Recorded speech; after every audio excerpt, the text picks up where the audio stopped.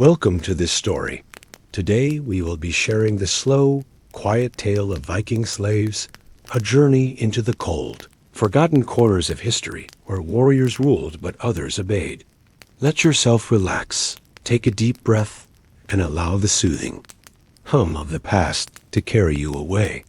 This is a story for calm minds and sleepy souls, one that moves gently like the sea under a clouded sky. If stories like this bring you peace and rest, don't forget to subscribe and stay with us for the entire journey. Tonight, we begin in the age of axes and oars, where the North was ruled not just by strength, but by structure, economy, and the overlooked hands of the enslaved. Let us drift back through the mists of time, to a world where the thunder of longships masked the quiet burden of those who rode them without choice. The Viking Age, stretching roughly from the late 700s to the mid-1000s, was a period marked not only by raids and conquests, but also by organized societies with laws, traditions, and markets. These Norse seafarers ventured far, to the British Isles, the coasts of France, deep into Slavic lands, and even as far as North Africa and the Byzantine Empire. While history paints them as bloodthirsty raiders, the truth is more nuanced. Vikings were traders, settlers, poets, and farmers. And in the heart of their thriving society was slavery, not as an exception, but as an institution deeply rooted in their way of life. The Norse word for slave was ryle or thrall. These individuals were considered property and had few, if any, rights. They were bought, sold, inherited, and traded like livestock. Viking raids often focused on capturing people rather than gold, knowing that a strong young man or a skilled woman could fetch a high price in slave markets or serve years of labor on farms, in homes, or on voyages. Slavery was not hidden. It was part of the rhythm of Viking life, woven into every settlement and homestead. A thrall could be taken during raids, kidnapped from monasteries, villages, or battlefields, or born into slavery if their parents were enslaved. Some were sold into bondage due to debt or punishment. Others were acquired through trade networks that spanned across Europe and the Middle East. A Saxon boy, an Irish woman, a Slavic warrior, all could end up as thralls, renamed, repurposed, and reduced in status. In Viking culture, freedom was valued, but inequality was accepted, even celebrated. As part of the divine order, Viking society was sharply divided. At the top were the jarls, noble families of wealth and power. Below them were the carls, free men who farmed, hunted, and fought when needed. At the bottom were the thralls, servants, field workers, and domestic laborers with no legal identity of their own. They could be beaten, abused, or even killed by their masters without consequence.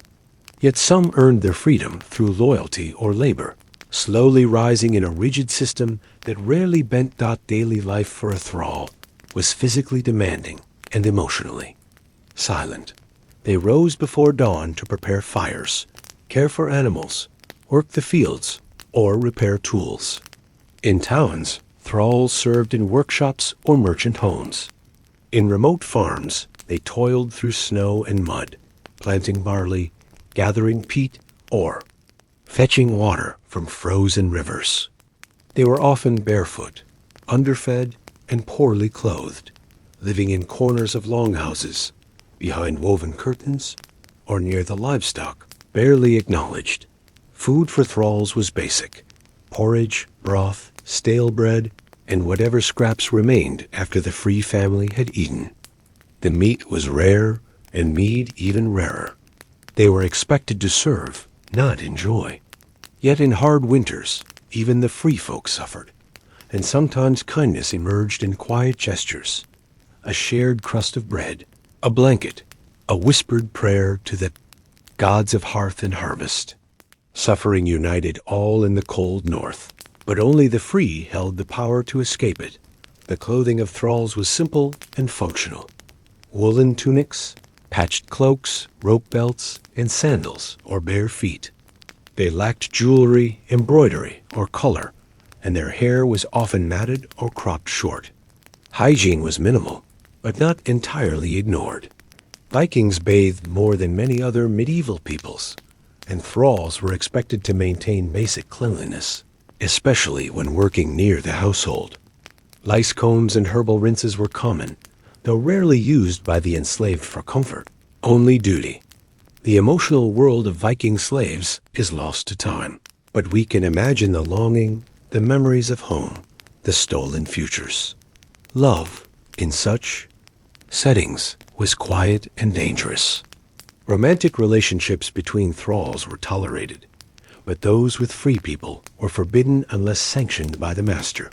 Children born from such unions were typically thralls unless freed by decree. Yet even in chains, the human heart beats, and tales of secret love under the northern lights likely bloomed in the dark.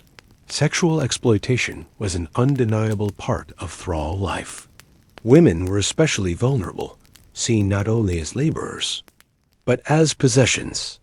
While Viking law prohibited mistreatment in certain contexts, the reality was often brutal. Masters could take concubines from among their slaves, and punishment for resistance was swift. Yet amidst the abuse, some thralls found rare moments of dignity, either through their resilience, intelligence, or the pity of their owners. The stories that survived are few, but they speak softly from under the weight of centuries. Religion offered little solace. The Viking gods, Odin, Thor, Freya, were not saviors of the weak, but champions of strength, cunning, and honor. Yet even the thralls participated in rituals, midsummer fires, winter feasts, and offerings to household spirits. Some may have brought their own beliefs, Christian, Slavic, or pagan, quietly practicing in stolen minutes. Others adopted Norse customs, blending mythologies into a quiet hope for something beyond death, something better than this hard earth. Viking mythology contains almost no mention of thralls. The sagas sing of kings and seers, warriors and wanderers, but rarely the enslaved. This silence speaks volumes, not of their unimportance, but of their invisibility. Yet in some stories, we glimpse echoes. A servant's loyalty rewarded, a freedman's wisdom surpassing that of a lord, a woman's defiance shaking a hall. Myths are shaped by the powerful, but truth lives in the quiet margins, where thralls waited, watched, and endured. Over time, some thralls earned their freedom. Through years of service or heroic acts, a slave might be granted liberty and become a lingers, a freedman. Still, their rights remained limited, and full equality was rare. Many continued working for their former masters, tied by poverty or obligation.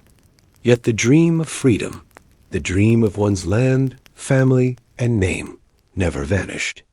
It flickered. In every weary glance at the horizon, every whispered song before sleep. As the Viking Age ended and Christianity spread, slavery persisted but began to shift. New laws, influences, and social changes began to question the morality of human bondage. In some regions, the church opposed slavery. In others, it simply rebranded it. The Norse world gradually changed, but the scars of centuries of slavery did not vanish overnight. The thralls' voices were never loud, but they never truly disappeared either. Their bones lie buried under farms, under churches, and under cities built on Viking ambition. Archaeologists have found their tools, their cramped quarters, their grave goods, and in these remnants, their lives whisper once more. Not in shouts, but in slow, sleepy truths. They were there, always, under the raider's shadow, beside the farmer's plow, behind the weaver's loom. They carried the weight of the Viking world, step by heavy step. So tonight, as you rest, remember not the sword or the shield, but the hands that cleaned them, not the hall, but the servant who lit its fire, not the feast, but the one who fetched the meat. In this story, They are not forgotten. They are not nameless. They are seen, heard, and remembered. Sleep well with their story in your mind, and let the quiet past guide you gently into the night. As the sun broke slowly over the distant northern hills, casting a pale golden glow over misted fields, the thrall was already awake. Long before the free folk stirred from their warm furs, he had begun his tasks, gathering wood from the frozen edges of the forest, lighting the hearths, and feeding the animals penned in straw-scented darkness. The day began not with words, but with movement, a silent repetition of labor so deeply ingrained that thought became a forgotten luxury. In the Viking world, time belonged to the master, and the body of the slave abated. The clang of iron, tools, the rustle of hay, and the soft bleating of goats were the only songs of this waking life. There were no choices, only duties. The thrall worked without rest, his breath rising in clouds against the cold, his hands cracked and calloused, his presence barely noticed unless a mistake was made. To live as a thrall was to serve silently, endlessly. The work assigned to a Viking slave varied by region, season, and the master's wealth. Yet the common thread was consistency, unbroken labor from dawn until darkness. In coastal settlements, thralls were sent to the docks, hauling fish from boats, gutting cod, and smoking them for trade. Inland, they tended to livestock, mucked out stalls, plowed frozen soil with wooden tools, and trudged through icy marshes, collecting peat for fire. Women slaves were often assigned to the longhouse interior, where they spun wool, wove linen, milked goats, and prepared thick stews from grain and root vegetables. Yet these roles overlapped, and all thralls were expected to adapt without complaint. They had no calendars, no days off, no hours they could call their own. Welcome to this story. Today we will be sharing the slow, quiet tale of Viking slaves, a journey into the cold, forgotten corners of history where warriors ruled but others obeyed. Let yourself relax, take a deep breath, and allow the soothing hum of the past to carry you away. This is a story for calm minds and sleepy souls, one that moves gently like the sea under a clouded sky. If stories like this bring you peace and rest, don't forget to subscribe and stay with us for the entire journey. Tonight, we begin in the age of axes and oars, where the North was ruled not just by strength, but by structure, economy, and the overlooked hands of the enslaved. Let us drift back through the mists of time, to a world where the thunder of longships masked the quiet burden of those who rode them without choice. The Viking Age, stretching roughly from the late 700s to the mid-1000s, was a period marked not only by raids and conquests, but also by organized societies with laws, traditions, and markets. These Norse seafarers ventured far, to the British Isles, the coasts of France, deep into Slavic lands, and even as far as North Africa and the Byzantine Empire. While history paints them as bloodthirsty raiders, the truth is more nuanced. Vikings were traders, settlers, poets, and farmers. And in the heart of their thriving society was slavery, not as an exception, but as an institution deeply rooted in their way of life. The Norse word for slave was ryle or thrall. These individuals were considered property and had few, if any, rights. They were bought, sold, inherited, and traded like livestock. Viking raids often focused on capturing people rather than gold, knowing that a strong young man or a skilled woman could fetch a high price in slave markets or serve years of labor on farms, in homes, or on voyages. Slavery was not hidden. It was part of the rhythm of Viking life, woven into every settlement and homestead. A thrall could be taken during raids, kidnapped from monasteries, villages, or battlefields, or born into slavery if their parents were enslaved. Some were sold into bondage due to debt or punishment. Others were acquired through trade networks that spanned across Europe and the Middle East. A Saxon boy, an Irish woman, a Slavic warrior, all could end up as thralls, renamed, repurposed, and reduced in status. In Viking culture, freedom was valued, but inequality was accepted, even celebrated. As part of the divine order, Viking society was sharply divided. At the top were the jarls, noble families of wealth and power. Below them were the carls, free men who farmed, hunted, and fought when needed. At the bottom were the thralls, servants, field workers, and domestic laborers with no legal identity of their own. They could be beaten, abused, or even killed by their masters without consequence. Yet some earned their freedom through loyalty or labor, slowly rising in a rigid system that rarely bent. Daily life for a thrall was physically demanding and emotionally silent. They rose before dawn to prepare fires, care for animals, work the fields, or repair tools. In towns, thralls served in workshops or merchant homes. In remote farms, they toiled through snow and mud, planting barley, gathering peat, or fetching water from frozen rivers. They were often barefoot, underfed, and poorly clothed, living in corners of longhouses, behind woven curtains, or near the livestock, barely acknowledged. Food for thralls was basic: porridge, broth, stale bread, and whatever scraps remained after the free family had eaten. The meat was rare, and mead even rarer. They were expected to serve, not enjoy. Yet in hard winters, even the free folk suffered, and sometimes kindness emerged in quiet gestures: a shared crust of bread, a blanket, a whispered prayer to the gods of hearth and harvest. Suffering united all in the cold north, but only the free held the power to escape it.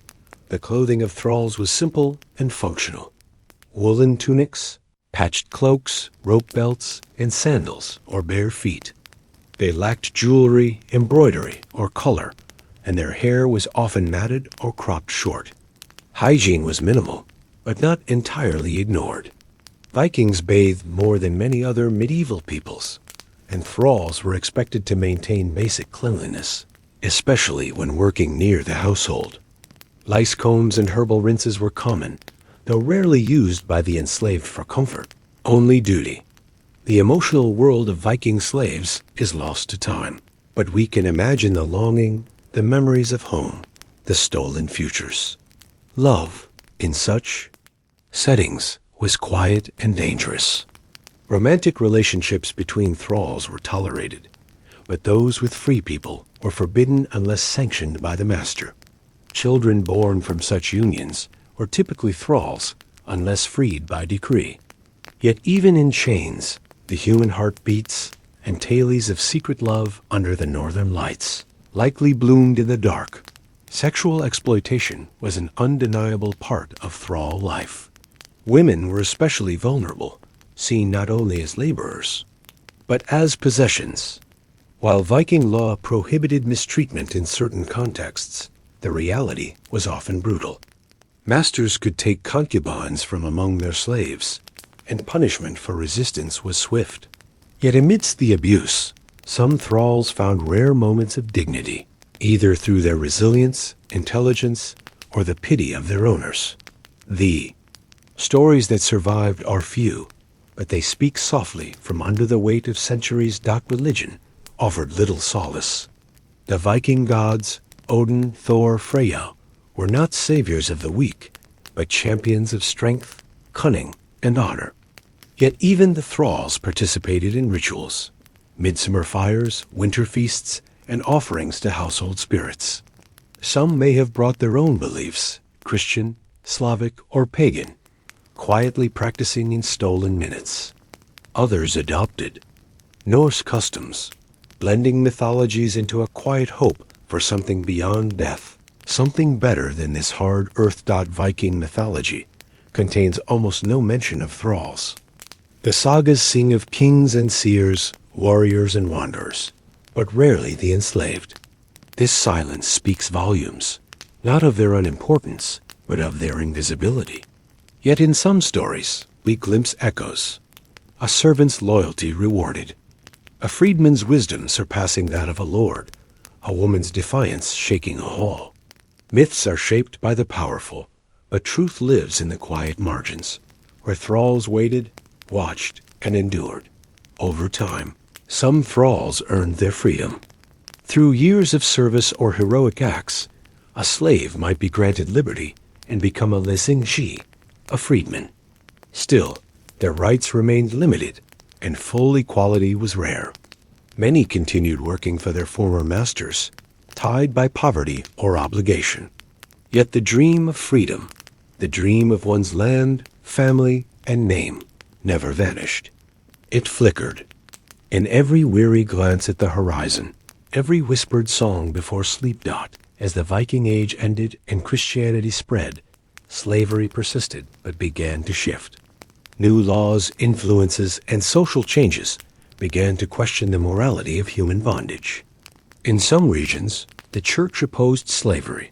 In others, it simply rebranded it.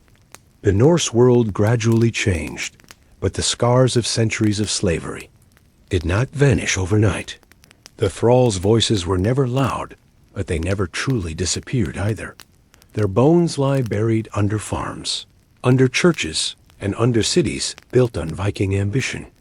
Archaeologists have found their tools, their cramped quarters, their grave goods, and in these remnants, their lives whisper once more. Not in shouts, but in slow, sleepy truths.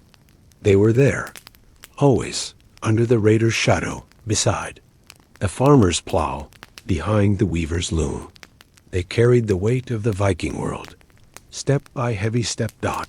So tonight, as you rest, remember not the sword or the shield, but the hands that clean them. Not the hall, but the servant who lit its fire. Not the feast, but the one who fetched the meat. In this story, they are not forgotten. They are not nameless. They are seen, heard, and remembered. Sleep well with their story in your mind, and let the quiet past guide you gently into the night. As the sun broke slowly over the distant northern hills, casting a pale golden glow over misted fields, the thrall was already awake. Long before the free folk stirred from their warm furs, he had begun his tasks, gathering wood from the frozen edges of the forest, lighting the hearths, and feeding the animals penned in straw-scented darkness. The day began not with words, but with movement, a silent repetition of labor so deeply ingrained that thought became a forgotten luxury. In the Viking world, time belonged to the master, and the body of the slave obeyed it. The clang of iron, tools, the rustle of hay, and the soft bleating of goats were the only songs of this waking life. There were no choices, only duties. The thrall worked without rest, his breath rising in clouds against the cold, his hands cracked and calloused, his presence barely noticed unless a mistake was made. To live as a thrall was to serve silently, endlessly. The work assigned to a Viking slave varied by region, season, and the master's wealth. Yet the common thread was consistency, unbroken labor from dawn until darkness. In coastal settlements, thralls were sent to the docks, hauling fish from boats, gutting cod, and smoking them for trade.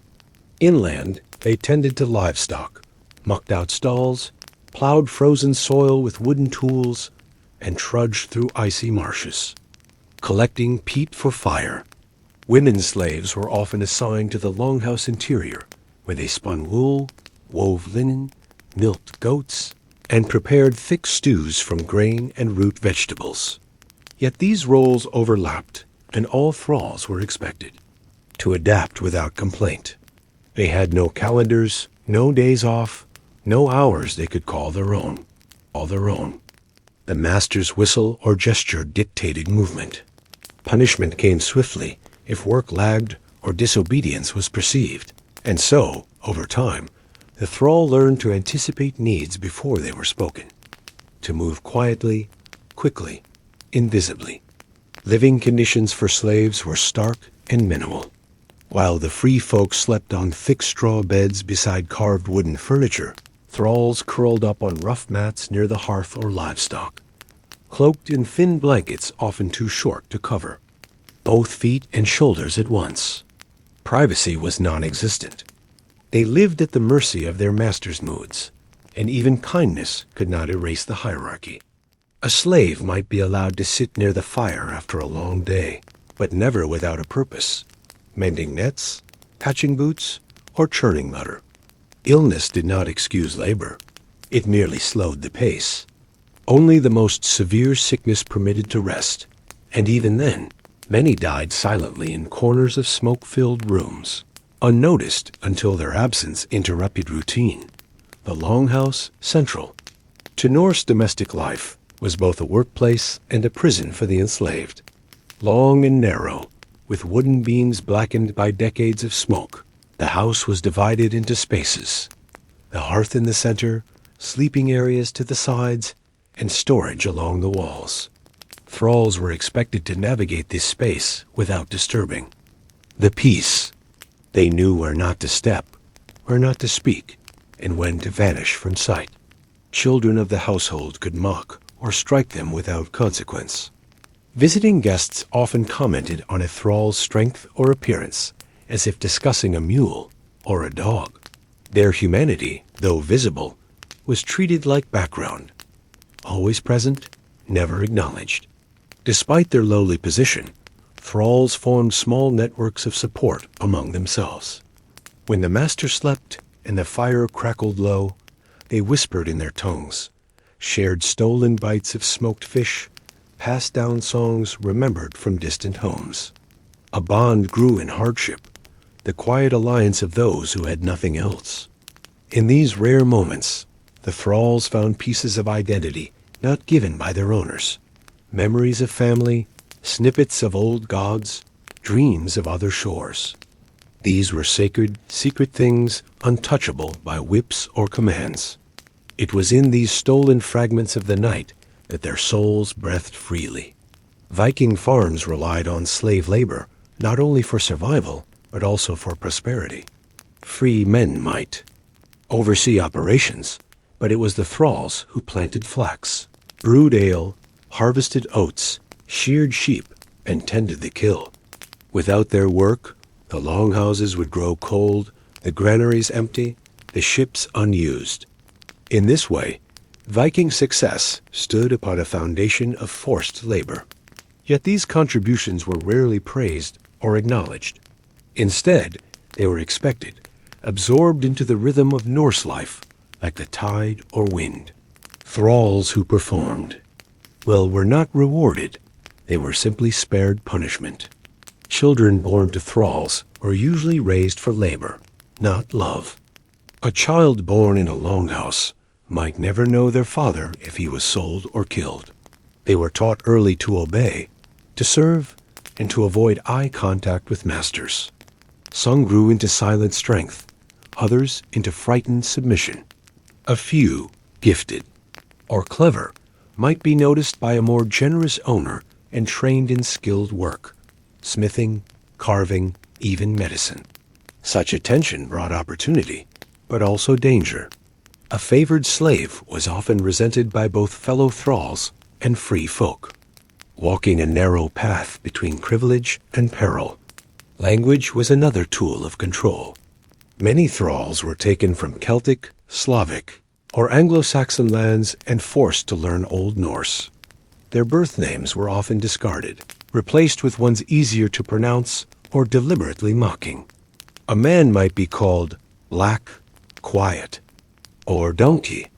Women were renamed after livestock or house tools. Over time, these names stuck, burying the person beneath the label.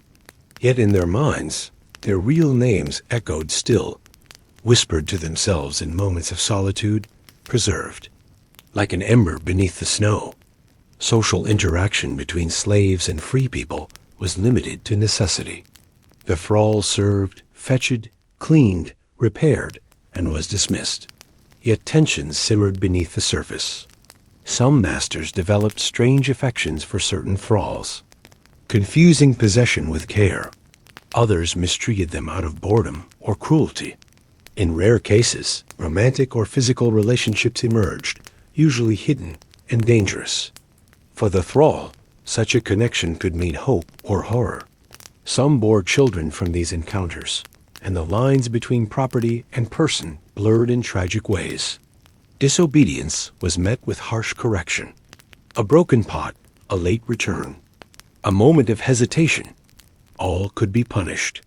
Whipping was common, though some preferred other methods: starvation, confinement, or humiliation. Runaway slaves, if caught, were marked, sometimes branded, sometimes mutilated. Yet some succeeded in fleeing, joining outlaw bands in the forests, or seeking sanctuary with Christian monks. Stories of escape became whispered legends among the thralls, reminders that not all chains were unbreakable. Festivals and seasonal rituals were bittersweet for thralls.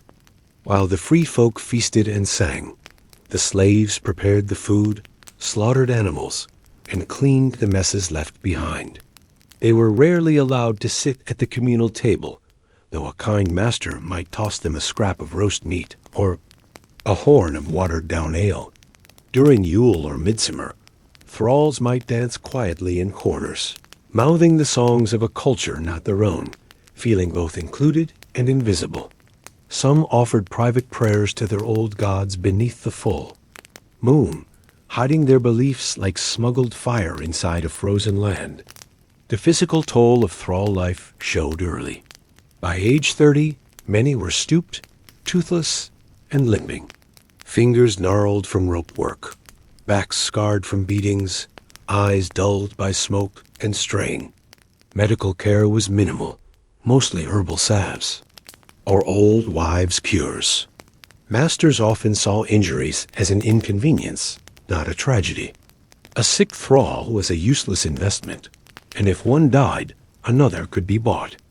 Life expectancy was short, and death often came quietly, in sleep, in fever, or by accident. Graves were shallow, sometimes unmarked, a footnote to the saga of the household. But despite the hardship, thralls were not entirely powerless. Their presence shaped the culture, even in silence. They passed on knowledge of foreign herbs, songs in forgotten tongues, and weaving patterns unseen in Norse lands. A few even rose in status through skill or cunning. One thrall might become a shipbuilder's right hand. Another might save a child from drowning and earn partial freedom. These stories were rare, but they existed, and within them a glimmer of humanity endured. The slave was not merely a body of labor. He was memory, instinct, and hidden legacy. Among the Norse, death held significance, and even slaves received rituals if the master deemed them worthy. A favored thrall might be buried with a simple offering, a tool, a comb, or a wooden carving. In some cases, a thrall was even sacrificed at a chieftain's funeral, believed to serve their master in the afterlife. This grim honor was twisted, proof of the thrall's bond to his owner. In such ceremonies, the boundary between person and property is blurred. The afterlife for a thrall was never promised, but always imagined, in the arms of old gods or the fields far from snow. The arrival of Christianity began to slowly shift perceptions of slavery in Norse lands. Missionaries spoke of human dignity, of a soul's equality before God. Yet even churches owned slaves, and conversion did not end the practice overnight. Still, baptized thralls were harder to abuse publicly, and their burial rites improved. Laws changed gradually, and some regions offered manumission, the legal release of slaves. But it was not compassion alone that drove reform. Political alliances, economic shifts, and the influence of continental Europe pushed the Norse to rethink their ancient traditions. In Norse law, a freed slave became a line, but freedom came with limits. A leasing owed obligations to their former owner, payments, loyalty, and sometimes labor. They were still socially inferior, barred from certain assemblies, or land rights. Yet many chose this path, accepting partial freedom over lifelong servitude. Some built humble farms, married other freed folk, and raised families on the edge of society. Their stories form a quiet middle chapter in Viking history. Not slaves, not lords, but survivors who carved space for dignity in a world that had denied it. Over time, the role of slaves in Viking society became harder to ignore. Chronicles from monks, travelers, and poets began to mention them more, not with sympathy, but with awareness. A passing note about a slave girl who served loyally, a remark about the strength of a captured Russ, and a bitter comment from a freedman about his former master. These glimpses tell us that slavery, though normalized, was never invisible. Even those who held the power could not fully erase the thralls from the Viking narrative. They were always there, silent but permanent. In modern excavations of Viking sites, archaeologists have uncovered tools, bones, and humble possessions that likely belonged to slaves. A broken comb carved with Slavic patterns, a cramped sleeping space tucked near the pig pen. Teeth are worn, down from years of grinding grain. These remnants, though small, tell of lives lived under pressure, in service, yet not without meaning. They remind us that history is not only what is written, but what is endured. The quiet corners of longhouses still speak if we are willing to listen. So, what do we take from the story of Viking slaves? Slaves. Not just that slavery exists, but that it was essential, structured, and widespread. Within the roaring image of Viking might stood countless unheard voices who held up the hall's beams, rowed the ship's oars, and cooked the warrior's stew. Their legacy is not in rune stones or sagas, but in the rhythm of life itself, a rhythm that required many hands, not just those that held the sword. To understand the Viking Age fully, we must hear the thrall's story, even if it comes softly, slowly beneath the wind. As we end this part of the tale, let the memory of those silent workers linger in your thoughts. Close your eyes and picture them, moving through misty fields, whispering to each other in foreign tongues, dreaming of freedom under the northern lights. Let their story soothe you, not with excitement, but with understanding. If this calm and detailed journey brought you peace tonight, remember to subscribe and return for the next part, where we continue to walk in their worn shoes, seeing the Viking world from the bottom up. Sleep now, knowing you have heard what many never knew. With the sun casting long amber streaks over fields ripe with barley, the life of a Viking slave continued in its silent, grinding rhythm. The summer months, though gentler in weather, brought no rest. Harvest season meant longer hours and heavier burdens. Fields had to be scythed, bundles tied, and wagons loaded with care, all while the free folk shouted orders from shaded benches. Thralls bent low under the weight of sacks and sun, their backs slick with sweat, necks aching from the strain of repetition. Yet they moved without pause, for rest was a privilege, not a right. The clink of sickles and creak of wooden carts echoed through valleys that held their effort without thanks. Even the grain they reaped would be stored away for the master's family, while thralls would eat crusts baked from last year's leavings in the cool shade of longhouses. Female slaves worked tirelessly through humid days, their fingers constantly busy with weaving, sewing, and patching garments that they were never allowed to wear. These intricate patterns of Norse clothing told stories of clans and pride, but the hands that stitched them had no story to tell. The women spun wool from sheep they sheared, twisted flax into linen thread, and dyed fabric with roots and berries. Yet were only the plainest scraps. At night, when the flames in the hearth dimmed and the master's voices hushed into dreams, these same women repaired torn garments with eyes half closed from exhaustion, their minds drifting not toward hope, but toward numb silence. Beauty passed through their hands, but never stayed with them. On coastal homesteads, thralls found themselves bound not to earth, but to sea. Fishing was a vital part of Norse survival, and slaves rowed the heavy boats out before dawn, their muscles straining against the tide. They cast heavy nets, hauled lines, gutted fish, and sorted shellfish by candlelight upon returning. The salt stuck in their hair and under their fingernails, the cold water biting through rough tunics. Cuts from hooks or jagged shells were bound hastily in cloth and ignored until infected. The sea gave food, but it demanded endurance. If a storm blew in, the free men fled to shore, while thralls remained behind to salvage the nets, often risking their lives to save tools worth more than they were. Inside wealthier Viking homes, some slaves held roles closer to the family. These household thralls served as personal attendants, minders of children, cooks, and cleaners. Their proximity to their masters did not mean kindness. It meant scrutiny. Every movement was watched, every word measured. A spilled bowl of stew or a misbuttoned cloak could bring hours of punishment.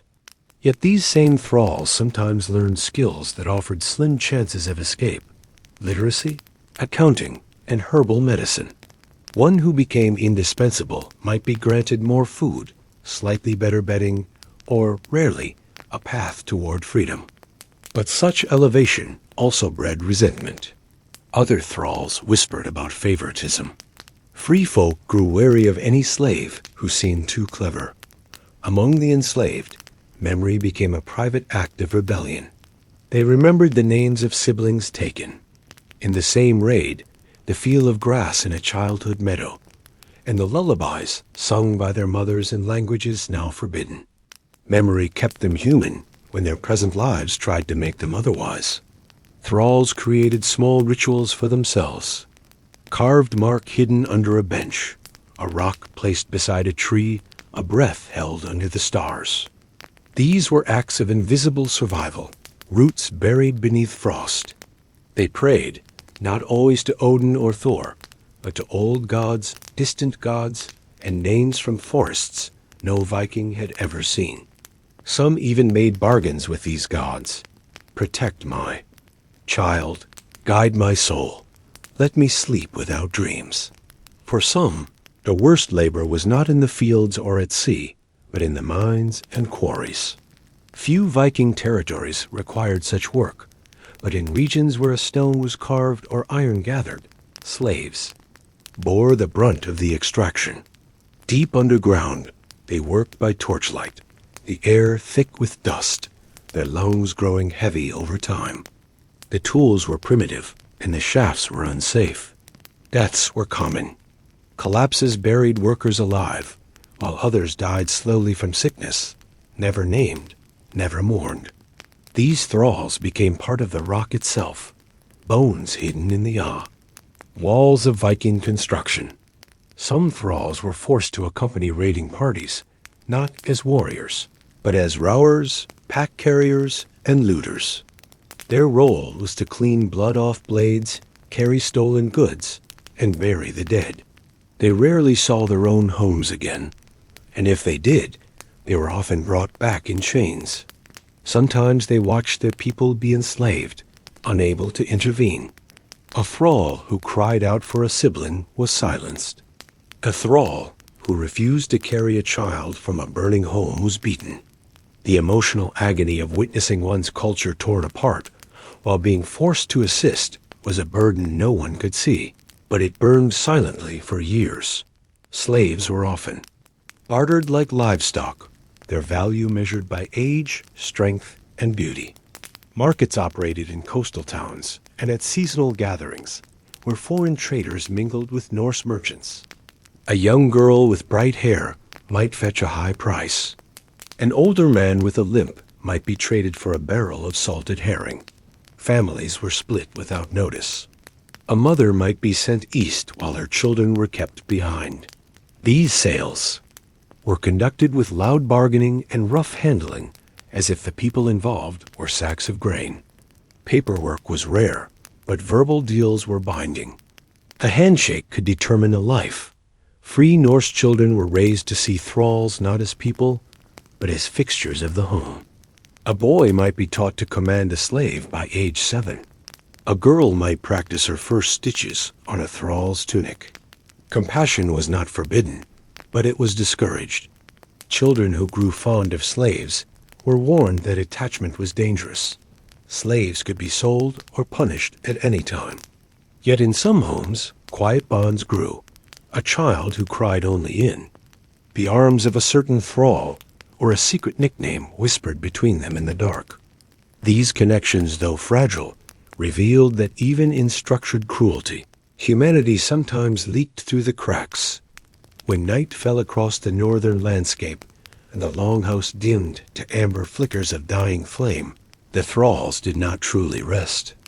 Sleep came in fragments, interrupted by calls for water, midnight chores, or the quiet sobbing of someone dreaming of home. Their bodies lay close to the floor, often beside the dogs, wrapped in the same reek of sweat, smoke, and soil. In winter, frost crept inside through the walls, and some slaves froze to death while their masters slept above them, unaware or indifferent. In summer, swarms of insects bit through their thin blankets. Dreams offered no escape. Often, they were worse than waking, as memories of freedom lingered just enough to ache in some regions, especially where Viking society met other cultures. The experience of thralls shifted. Near the Danelaw in England, or on trading posts in the Baltic, slaves sometimes interacted with other enslaved groups. Slavic, Saxon, and even Arabic languages could be heard among them. In these diverse hubs, stories spread, tales of distant lands where slavery was outlawed, or of cities where a coin could buy a name. Most of these were only half true, yet they gave hope. Hope was a dangerous thing, but it was also necessary. Without it, the will to survive wore thin like old wool. It was not uncommon for certain thralls to develop a reputation. The strong one, the healer, the fast runner, the storyteller. These roles offered a thread of identity. A storyteller. Thrall, for example, might be asked to entertain children on dark winter nights.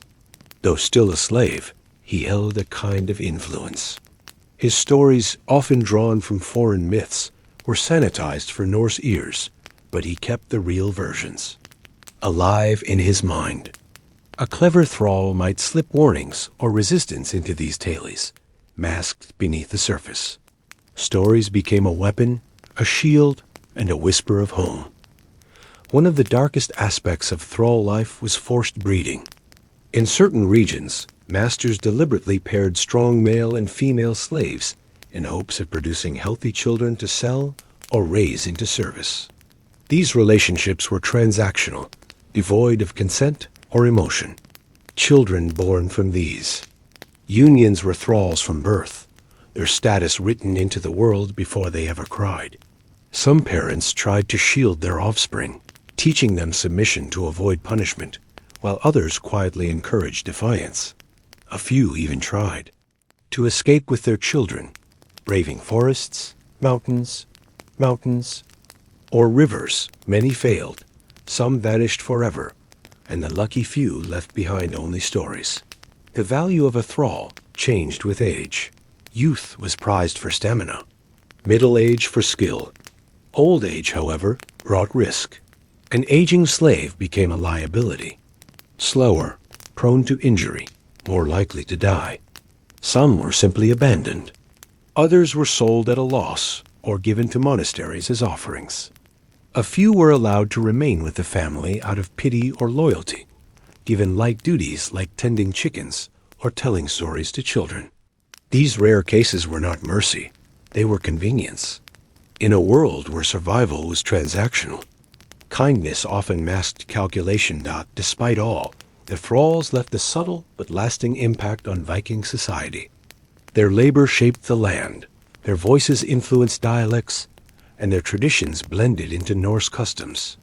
Even after generations of enslavement, traces of foreign rituals persisted in rural practices. A certain way of braiding hair, a wedding, song, a carved charm. All these might have come from a thrall's distant homeland. Viking culture, often imagined as pure and warlike, was in truth a mixture, a tapestry woven from conquest and captivity alike. The thralls were threads. In that design, unnoticed but essential dot sometimes, a slave's death stirred more than routine. If a thrall saved a child's life, healed a wound, or remained loyal through a plague, their passing might be marked by a stone or a whispered story. In rare cases, a freed thrall's descendants even rose to minor status, becoming craftsmen, merchants, or respected elders. Their past was never forgotten, but it became part of their strength. These legacies, though scattered, remind us that human dignity can flicker even in the harshest places, and that identity, once stripped, can sometimes be rebuilt. By the end of the Viking Age, as Christianity spread deeper into Scandinavia, the institution of slavery began to decline, slowly, unevenly, but surely. New laws protected Christians from enslavement, reducing the pool of captives. Economic changes made wage labor more appealing, and the influence of continental Europe, with its shifting moral codes, began to challenge the old hierarchies. Yet for those who had lived and died in bondage, these changes came too late. The system had already consumed generations. Their names were lost, but their silence shaped the age more than any sword or saga. Even today, the story of Viking thralls is rarely told. Museums highlight the warriors, ships, and treasures, but the thralls' corner remains dim. Yet without them, none of the Viking glory would have stood. Their hands built the halls, cooked the feasts, and mended the sails. They were the shadow force behind every known name, the cost behind every tale of victory. And in the stillness of history, if one listens closely, their story remains, not as noise, but as the hum beneath it all. Now, as you lie in rest, remember those who never had such comfort. Let the weight of their labor sink into your thoughts like soft falling snow, not to burden you, but to bring perspective. In their silence, may you find calm.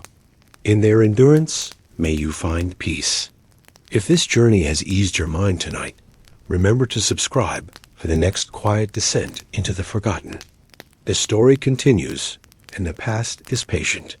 The Viking world was shaped by the seasons, and for thralls, each shift in weather brought a new layer of hardship.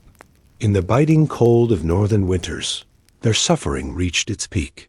The longhouses where they lived were designed with central hearths that burned through the night, yet the warmth rarely reached the shadowed corners where thralls were permitted to sleep. Blankets were scarce, often shared between two or more, and made from coarse wool that scratched rather than soothed. Snow drifted through the gaps in timber walls, freezing the breath in their lungs before dawn.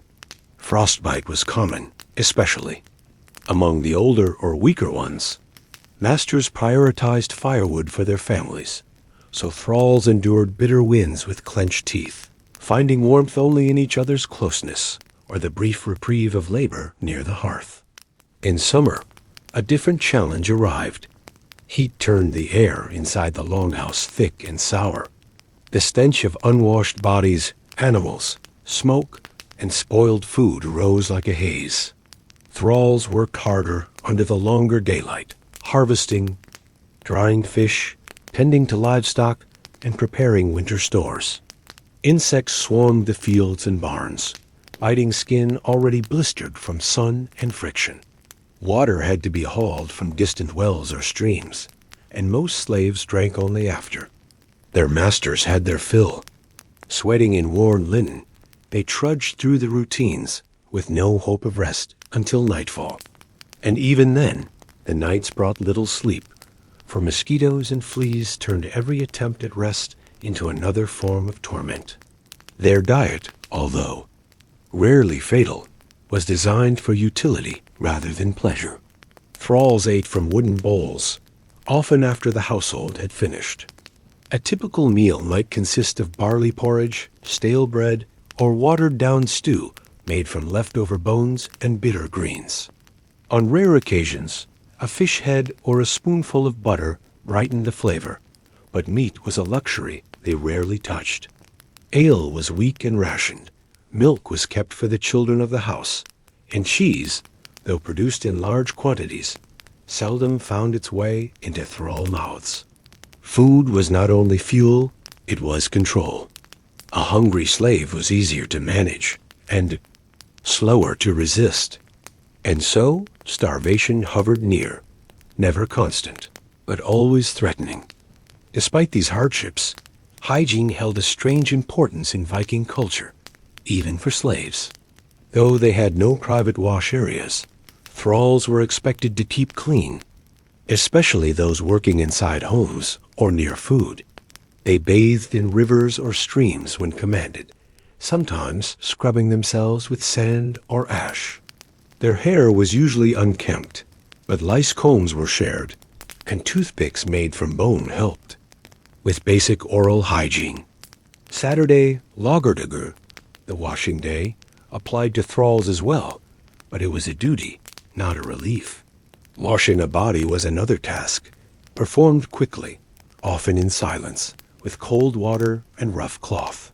Any sign of vanity, a decorated braid, a fragrant herb tucked behind the ear, was punished. Cleanliness was allowed only to maintain function, not self-worth. Clothing for thralls was utilitarian.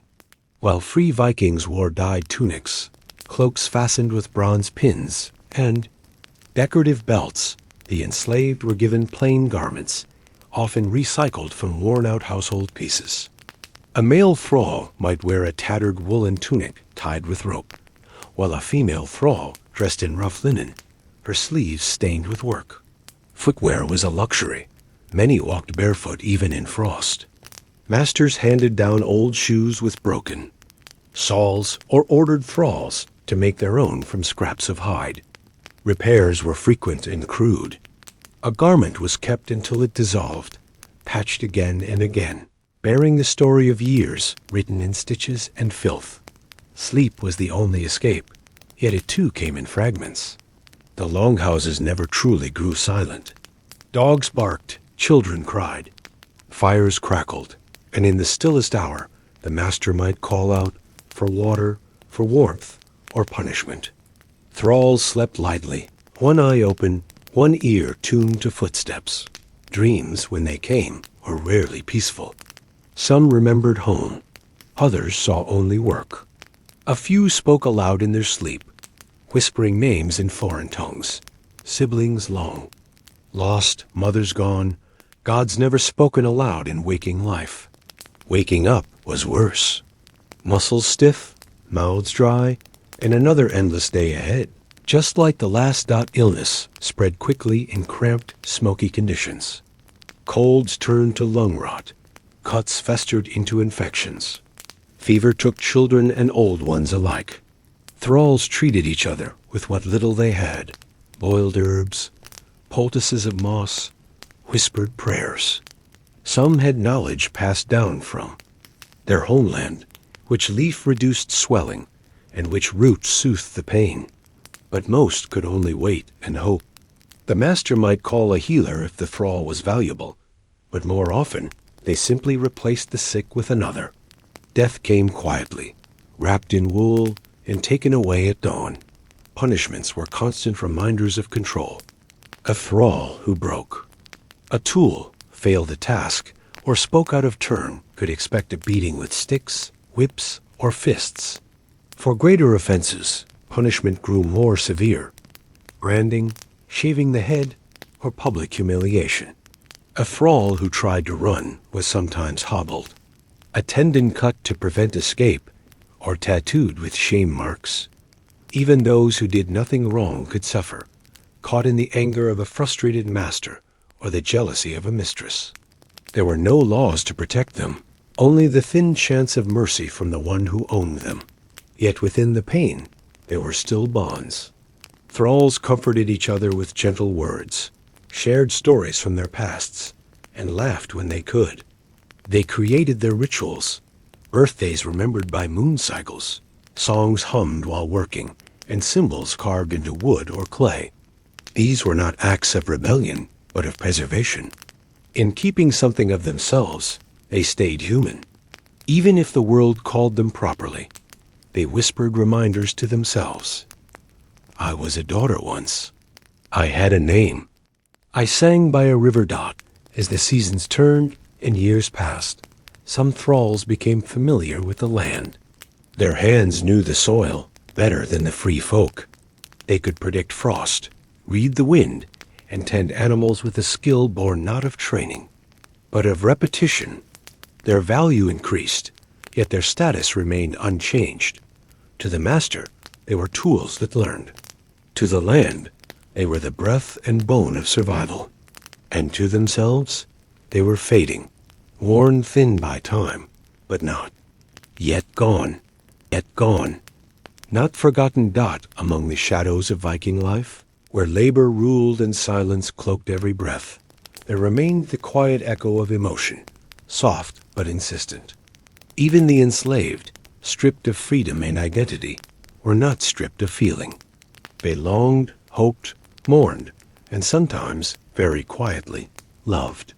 Within the corners of longhouses, and beside the steaming stones of hidden springs, connections grew.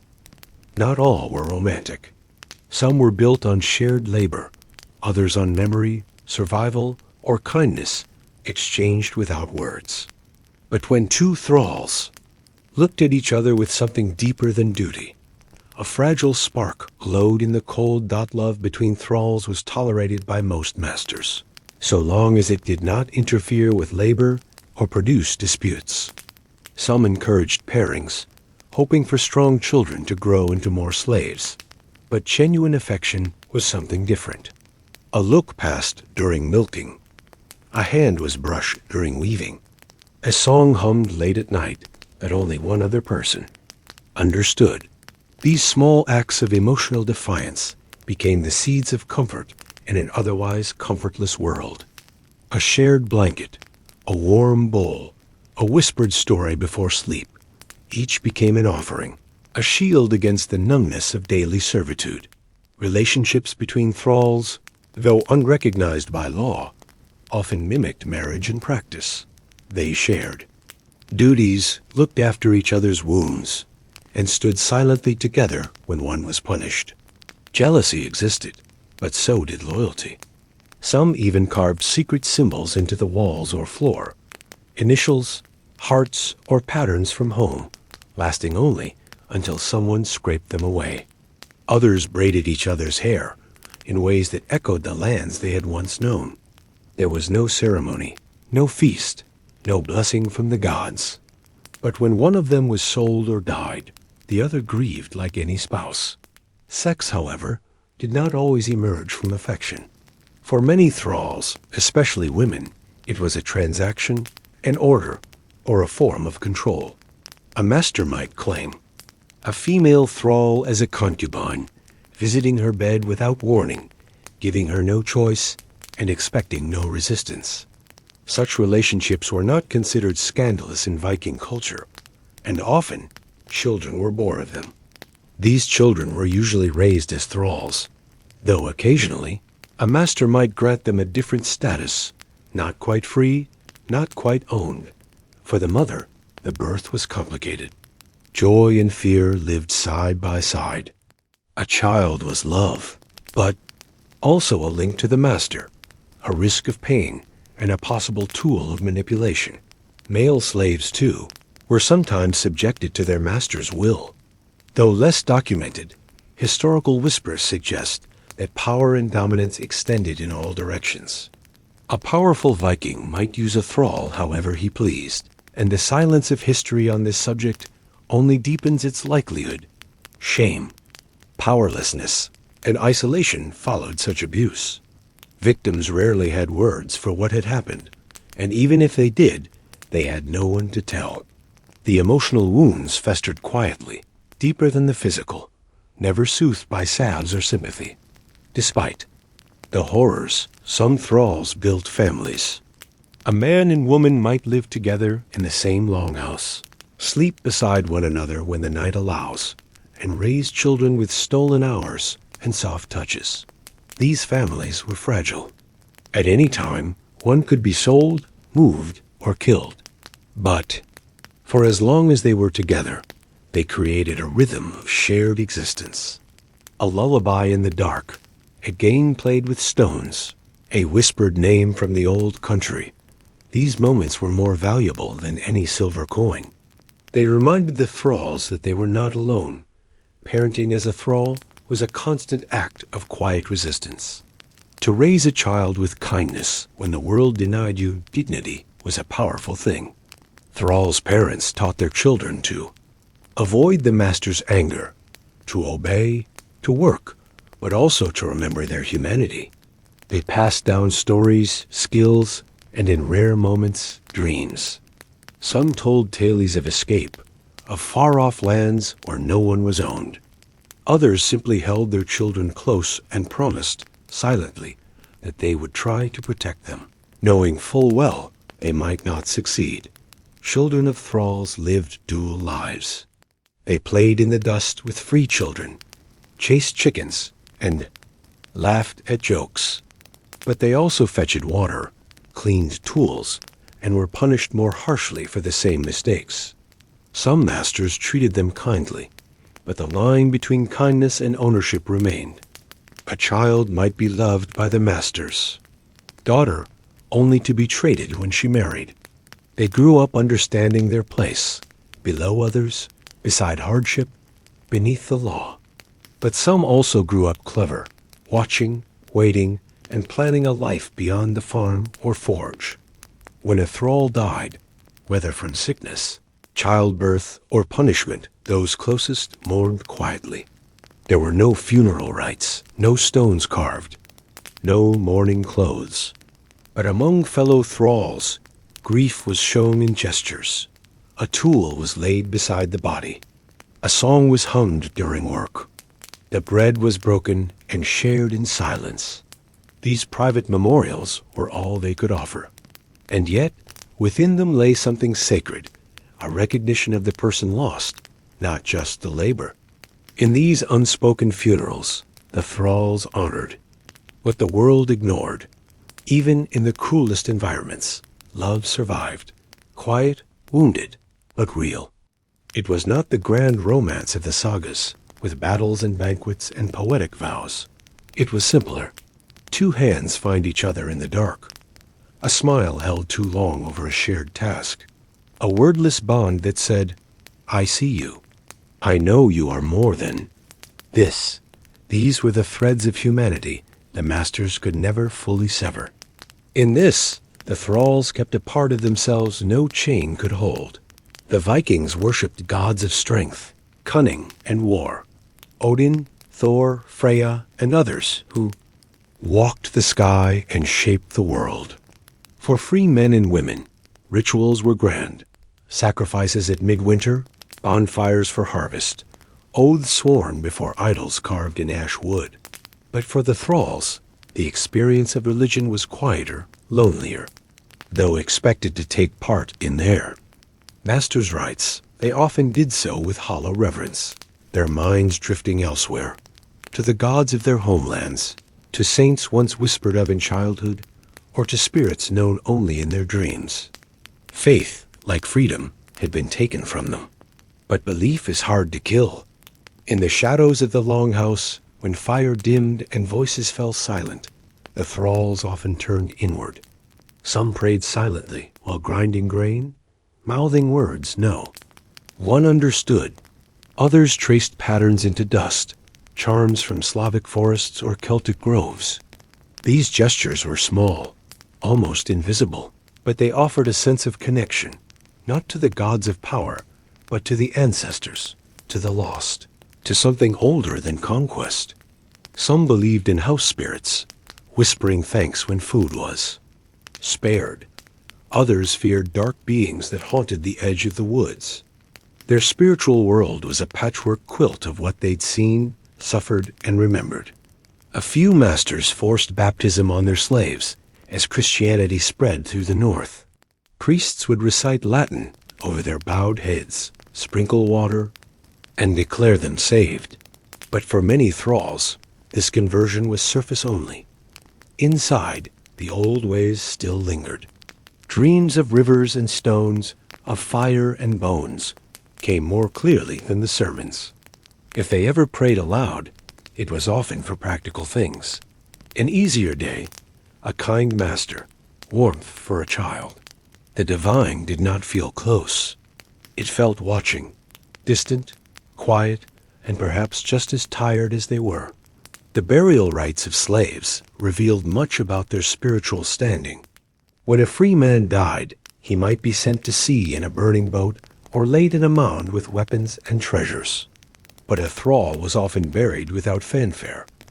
A shallow grave, a piece of cloth, perhaps a broken tool. Some were burned with little care, their ashes scattered or forgotten. Yet even here, traces of reverence appeared. A comb placed near the head, a stone shaped like a heart, a few wildflowers tucked into the folds of a torn tunic. These were not gifts from masters.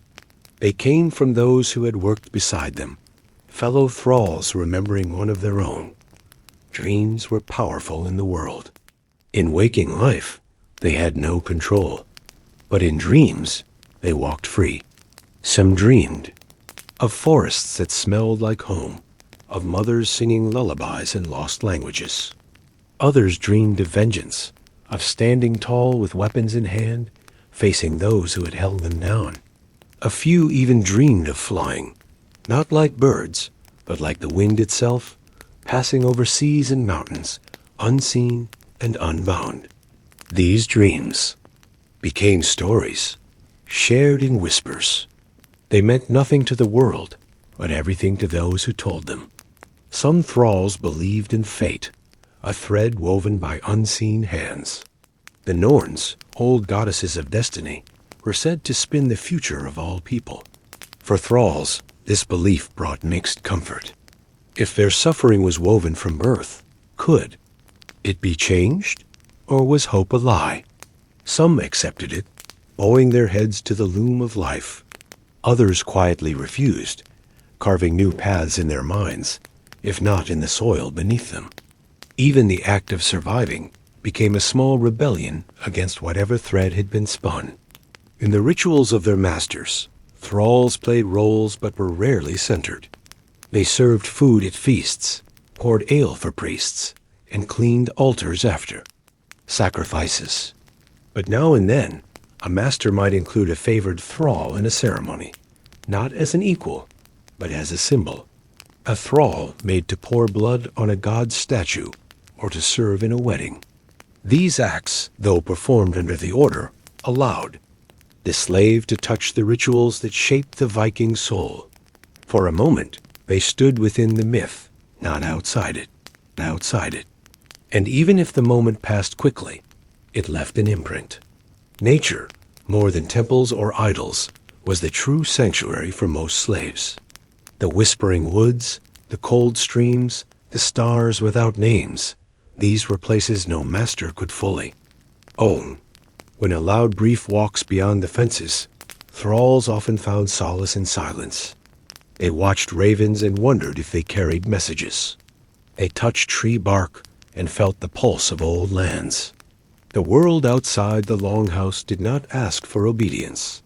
It simply existed, and in that presence, the thralls sometimes felt. Closest to something holy. Stories, too, carried spiritual weight. Around the hearth, free men recited sagas of gods and heroes, but the thralls had their tales. Not written, not recorded, only passed from mouth to mouth, heart to heart. Stories of stars that listened, of wolves who protected slaves, of fires that spoke. These tales were not meant to impress, only to comfort. They gave shape to the chaos, names to the pain, and meaning to lives that history tried to erase. In telling them, thralls kept their souls from banishing. So, within the harsh world of Viking slavery, religion and spirituality were not luxuries. They were lifelines. A whispered prayer, a secret ritual, a dream of a gentler God. These were the threads that held the thralls together. No whip could strip them, and no sail could erase them. And though no temple was built in their name, their faith fractured, mixed, quiet, stood like a candle in endless winter, flickering, fragile, but never fully extinguished dot in the Viking world. Slavery was not only a social institution, it was an economy. Behind every feast, every voyage, every market stood the labor of thralls, whose existence had been reduced to value. They were bought and sold like livestock, appraised for their youth, strength, beauty, or skill. Their humanity was pushed aside in favor of price tags. A strong male slave, able to farm or row a ship, could cost as much as a small boat. A young woman, especially if considered attractive, might fetch more, not for her abilities, but for how others saw her. The economy moved quietly and persistently on their backs. Markets for slaves existed in towns like Hidibi, Kapang, and Burka, where traders from distant lands met to exchange goods. Alongside amber, iron, and furs, thralls stood in rows, silent, tired, and stripped of any identity but what the seller announced. Their names were rarely asked. Instead, buyers examined their teeth, their posture, and their scars. A man might be bought with a pouch of silver, a bolt of silk, or a promise of labor. Bargaining was brisk, and payment swift. Once sold, a thrall might be marched for days across cold hills, chained to others, until they reached a new master who would rename and repurpose them. Some slaves were traded internationally. Norse merchants journeyed to the Slavic lands and brought back prisoners from raided villages. Others were taken from Ireland, Scotland, and northern England. A few were even sold down into the Islamic Caliphate or the Byzantine Empire, crossing continents in chains. For these unfortunate ones, the Viking lands were not the end, but the beginning of another journey. From cold fjords to scorching deserts, always someone's property, never their own. Each sail stripped a little more of who they had been. A new language, a new labor, and a new name awaited with every buyer. The legal system in Viking societies treated thralls as property, not people. If a slave was injured, the punishment was financial, not for the pain caused, but for the damage to someone's property. Killing another man's thrall meant compensation in silver, as though a prized ox had died. Thralls could not testify in court, own land, or inherit wealth. They could be punished without trial, moved without consent, and separated from their families without notice. Their bodies were extensions of their master's will. Their value was fixed, but their rights were none. Despite this, laws around slavery were carefully written, not chaotic. Viking law codes recorded exact compensation for lost or damaged slaves, how much could be charged for different ages, and what rights a freed slave might gain. Some laws even offered guidelines for manumission, the legal release of a thrall. But even then, freedom came with limits. A freed slave remained tied to their former master, owed them respect and services, and could not marry freely. The law freed the body, not the place in the hierarchy. Some thralls worked in households that engaged in commerce. Blacksmiths, weavers, brewers, where their labor directly generated profit. A skilled thrall could be taught to carve wood, mold metal, or tan leather. These craftspeople added immense value to a Viking household, yet none of it was their own. They made goods that were sold in markets for silver they never saw. Their hands shaped the wealth of others, and when praised, the credit was given to the master, who owned their skill. Creativity survived, but under someone else's name. Slave-born children were considered assets. Masters calculated their worth even before birth. A strong mother might produce strong children, and so her health was managed not out of care, but investment. These children were put to work early, learning from their parents not just tasks, but the way to survive without drawing attention. By 10, a slave child might already be laboring full days in fields or kitchens. And if a family became too large, a child could be sold independently. These sales were swift, and the child's cries were ignored. A coin exchanged, a name lost dot in some households. Slaves were lent or rented. A neighboring jarl might need extra hands for harvest or a building project. The owner would send 2 or 3 thralls for a set number of days, paid not to them, but to their master. Thralls had no say in these arrangements. They simply went where they were told, did what was required, and returned, often more exhausted than when they left. The barter of bodies for silver was normalized, repeated so often that it passed without comment. It was business, nothing more. Rebellion, though rare, existed. A small number of historical accounts mention thralls who fled into the forests, joining outlaw bands or disappearing into distant lands. Some were caught, punished, or killed. Others vanished entirely, their names forgotten, but their absence remembered in fearful whispers. A runaway thrall was a threat to the order, so extra guards were hired, new locks forged, and punishments made harsher. But their flight proved a quiet truth. Even a person sold and beaten could still dream of freedom. As the Viking Age progressed and new influences arrived. Christianity, continental politics, and shifting economies, the slave market began to change. Fewer foreign thralls arrived, and the internal demand softened. Some Viking regions began to emphasize wage labor over bondage. Christian doctrine discouraged the enslavement of fellow Christians, which limited who could be taken. Still, the systems lingered. Habits are hard to break, especially when they build fortunes. It would take centuries for the economy to forget the weight of chains. And yet, the thralls endured. They moved through workshops, markets, kitchens, and fields. They spoke little, but they listened. They watched, understood, and remembered. Some stole moments to learn their master's books, to hear the news from distant ports, to piece together the world beyond their station. And when the time came, if it ever came, they were ready. Ready not just to leave, but to rebuild.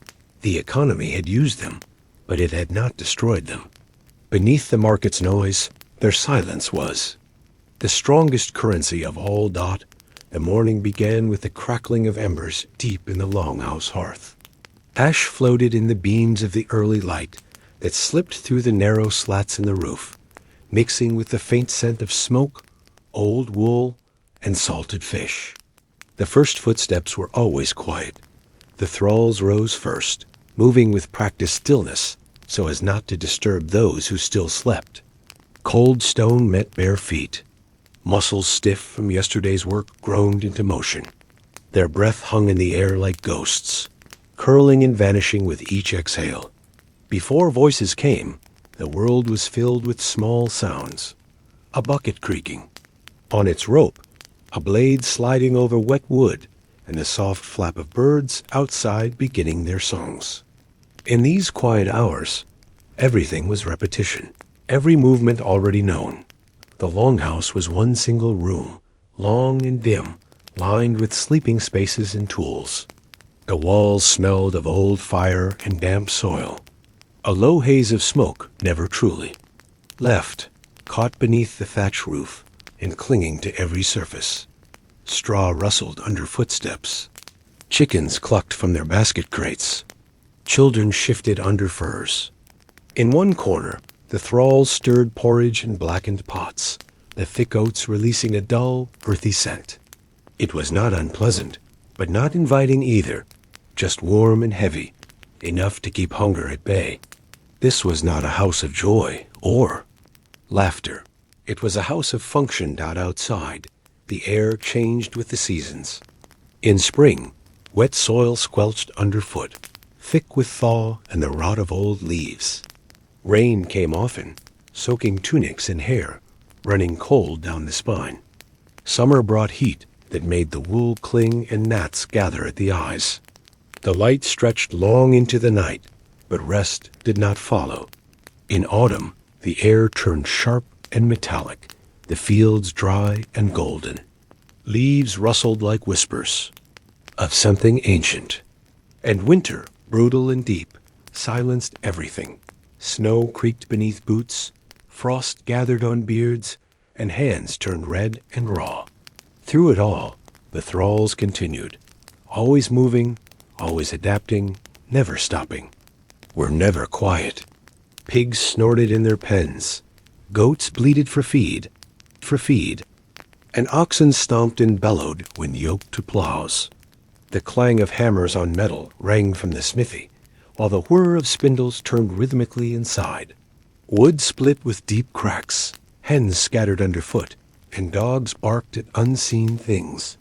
In the trees, a thrall's day was measured by these noises, not by clocks or the sun, but by the tasks those sounds demanded. The noise was not chaos. It was the ticking of an invisible wheel that turned and turned and turned. The body remembers its tasks better than the mind. Hands calloused from rope work knew how to pull without tearing skin. Shoulders adjusted instinctively to the weight of buckets. Backs curved automatically to the shape of toil. Pain became ordinary, not sharp, not loud, but constant, like the ache of old wood. It lived in knees, elbows, fingers, and necks. Thralls rarely spoke of it. They simply kept going, because the day didn't care. The farm didn't care. And pain that has no name loses its power to protest. Odors were a part of life, thick and layered. The smell of animals mixed with that of humans. Sweat, breath, wool, and soil. Smoke clung to every thread of clothing. Fish oil soaked into fingers and never left.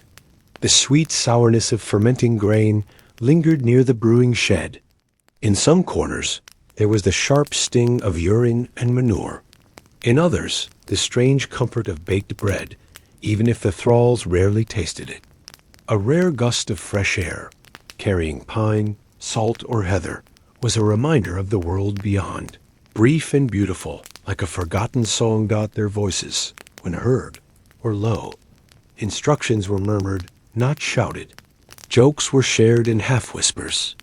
Songs, if sung, were barely louder than the wind. Each thrall learned the voice of the others. The cough of the old woman, the hum of the young boy, the rasp of the sick man, and found comfort in those tiny sounds. They meant presence.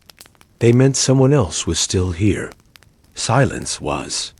Feared not because it was peaceful, but because it could mean someone had fallen, or been taken, or died. Meals were taken quickly and without ceremony. A bowl, a spoon, a place by the wall. Sometimes they ate in pairs, but often alone, backs bent, eyes low. Talking was not forbidden, but unnecessary. The taste was always the same, salted, bitter, bland, and chewing was just another task. Still, the act of eating together was its form of connection. A stolen glance, a nod of thanks, a bite shared when someone else was hungrier. Even in the quietest meals, something human remained. At night, the darkness pressed in heavy and close. Candles burned only in the center of the house. The edges were shadows, deep, thick, breathing. Thralls wrapped themselves in whatever warmth they had. Old cloaks, dogs each other. Sometimes they told stories, not aloud, but in murmurs. Not for entertainment, but for survival. A story made the day make sense. A story reminded them they were not only laborers, but listeners, rememberers, people who had once had names. Even the places held memories. A certain rock on the path held a chip from when someone fell. A knot in a beam looked like an eye that watched kindly. The place under the apple tree, where one girl had once kissed another, and they were never caught. The corner by the barn where someone carved a spiral, and no one ever touched it. These were not sacred places, not marked on maps, but in the minds of the thralls they were chapters, small, private shrines of life within the stillness dot, and when the wind howled at night, racing across the hills and through the slits in the longhouse, the thralls did not fear it. They listened, because it sounded like the sea, like the world before this one, like freedom far away, or perhaps it was just wind. But for those who had so little left to hold, even wind could be a memory. Fear was a quiet companion to every thrall. It did not shout, but whispered steadily, wrapping itself around every breath. It was there in the moment a master's footstep paused too long. It crept into the chest when a tool slipped, when a pot cracked, when an order wasn't heard clearly. Fear was not of monsters or ghosts, it was of real things. A slap, a shout, a week without food, being sold, being forgotten. For many thralls, the world narrowed to the space between two breaths, one before punishment, one after. They learned to live there, in the in-between. But fear did not rule alone. Hope was its shadow, faint, flickering, but always present. The hope of a kind word, a dry night, a full stomach. Hope that the master would pass by without notice. Hope that the child won't be sold. And sometimes a deeper hope, the kind that dared to imagine more. A different land, a boat to freedom, a life without chains. They knew it was dangerous to hope. Hope made the pain sharper. But it also gave breath on days when breath was all they had left. Shame also lived within them. Shame for things they could not control, for the way their bodies ached, for the names they had forgotten, for the times they had bowed their heads too quickly. Shame was quiet, like fear, but heavier. It sat behind the eyes. It made them turn away from kindness, afraid of what it meant. Some tried to bury it in silence. Others fought it by remembering. I was not always this. I was someone before this. That memory, even if cracked, pushed back the shame. Just a little. Pride still found its way in, through unexpected places. In a perfectly spun thread. In a row of crops that grew straight. In a child learning to walk without stumbling. No one praised them, but they noticed. They noticed each other. A nod, a look, a shared breath of approval. These were medals in a world without ceremony. They were not proud of being slaves. They were proud of surviving, of carrying life forward in the face of constant weight. That, too, was worth something. Loneliness crept in like cold. Even among others, a thrall could feel utterly alone, not just for lack of touch, but for lack of recognition, for being unseen. They passed through the lives of others like ghosts, present but not real. Only with one another did they feel reflected. A shared glance could mean everything. I see you, it said. I know you're there. Sometimes that was enough to keep going. Sometimes it wasn't. But the effort to be seen remained, even if only once a week, in a smile or a whispered name that no one else remembered. They watched the world constantly, watched the masters eat, laugh, argue, and sleep, watched how they held their children, watched how they forgot things, how they lied, how they grew old. It wasn't bitterness that filled the thralls, not always. It was curiosity. I wonder what it felt like to speak without fear, to touch something without being told, to make a mistake and not suffer. These observations did not lead to hatred. They led to understanding. And understanding was a kind of quiet power. The music reached their ears, though rarely their hands. They heard lyres plucked by firelight, drums during feasts, and songs sung by free women on festival days. Some thralls hummed their melodies under their breath, tunes from lost lands or invented in the dark. Music was never theirs, yet they carried it inside, a hum while churning butter, a rhythm tapped into the wood, a silent song sung while walking to fetch water. These were lullabies for the soul, holding pieces together when the rest of life pulled them apart. Dreams became lifelines, not just the dreams of sleep, but waking dreams, daydreams. They dreamed while stirring the stew, scrubbing walls, and walking the same path again and again. A house of their own, a bed without fear, a name no one took. Some dreamed of escape. Others dreamed of being remembered. They knew most dreams would never come true, but the act of dreaming was its form of resistance. It said, "I still imagine. I still wish." That meant something. Sometimes a thrall felt nothing at all. Numbness became a shield. Too much pain, too much waiting, too much silence, and the mind wrapped itself in fog. They moved without thinking, ate without tasting, and lay down without sleeping. They weren't dead, but they weren't alive either. This state could last hours, days, or even weeks, but something always pulled them back. A child's laugh, a warm wind, a bird is calling from a rooftop. Life, gentle and stubborn, found its way through the crack's dot, and in rare moments, peace came. Not freedom, not joy, just peace. A quiet evening, a warm bowl of food, a night without orders. A kind word. It was enough, sometimes. Enough to remind them they were still people. Enough to breathe fully, once. Enough to sleep without waking in fear. They didn't expect more. They just held those moments gently, like coals in a cold hand, letting them glow, letting them last, letting them mean something in a world that so often meant nothing at all. To a Viking thrall, the master was the center of everything and nothing at all.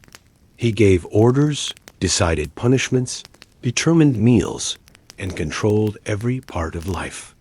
Yet the master was also distant, like the sun, always above, never truly reachable. Some were cruel, others quiet, and a few even seemed kind. But kindness from an owner was always complicated. It was like warmth from a fire you were not allowed to sit beside, comforting from a distance, painful if you reached too far. A good master was better than a bad one, but he was still a master. He could still sell you. It still strikes you. Still forget you. Some masters believed themselves just. They gave their thralls extra bread in winter, allowed them to rest during illness, and even listened to them on rare days. They spoke of loyalty and family. They told themselves their thralls were content, that they were not cruel. But this self-image was built on convenience, not truth. No matter how soft the words, the power remained one-sided. The master slept in a warm bed because others swept his floor. He drank clean water because someone else hauled it. His hands were clean because the thrall's hands were not. Some mistresses were even harsher than the masters. In charge of the household, they watched every movement, inspected every stitch, and noticed every delay. They saw competition in the youth of a female thrall as a threat to the strength of a male one. Punishments came swiftly, often out of jealousy or fear rather than justice. A broken plate might cost a week's food, a misfolded tunic, a sleepless night. The mistress's smile, when it appeared, was sharp-edged. To serve under her was to walk barefoot across the ice, never knowing when it would crack. Children of the household learned early what power felt like. Some treated the thralls like toys, ordering them around with squeaky voices and expecting immediate obedience. Others, quiet and watchful, simply mirrored their parents, ignoring the presence of those who worked beside them. A few formed attachments, sneaking food or sitting beside a thrall during chores. But even those tender moments were dangerous. The bond between a free child and a thrall could be severed at any time, and when it was, the child learned the lesson. Feelings were fine, but freedom came first. The master rarely explained his decisions. A thrall might be beaten one day and praised the next, without understanding why. A child might be taken and sold without warning. A name might be changed, a task reassigned, a life altered, and the thrall would have no voice in it. This uncertainty created a constant low hum of anxiety. They learned to read the master's moods like the weather. Eyes narrowed meant danger. Footsteps fast meant orders, and silence meant nothing good. It was not respect they felt, but vigilance, a never-ending. Alertness, yet some masters blurred the lines. They sat beside their thralls at meals, spoke to them as if they were people, and asked questions. These moments confused the enslaved. They wanted to believe kindness was real. They responded with care, loyalty, and sometimes even affection. But these relationships were never equal. The master could still choose when to be kind and when to remind them of who held the whip. This illusion of closeness was often the hardest to bear because it gave hope and then took it away. Some owners used their thralls not just for labor, but for power display. To own many slaves meant wealth, influence, and status. Visitors noticed the number of servants, the silence of the household, and the order of the property. Thralls were paraded like trophies, not beaten openly, but controlled with precision. Every task performed without instruction was a sign of how well the tool household ran. But inside, the thralls knew what that discipline cost. Their obedience came from fear, from exhaustion, from years of small corrections and sharp glances.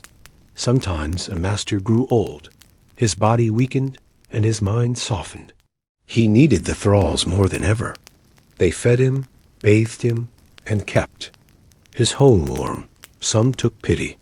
Others smiled as they turned away, remembering years of commands and coldness. When he died, they were not always free. Often they were passed to his sons, like land or tools. The cycle began again. But for a moment, just a moment, they had seen him not as a god, but as a man. And that changed everything.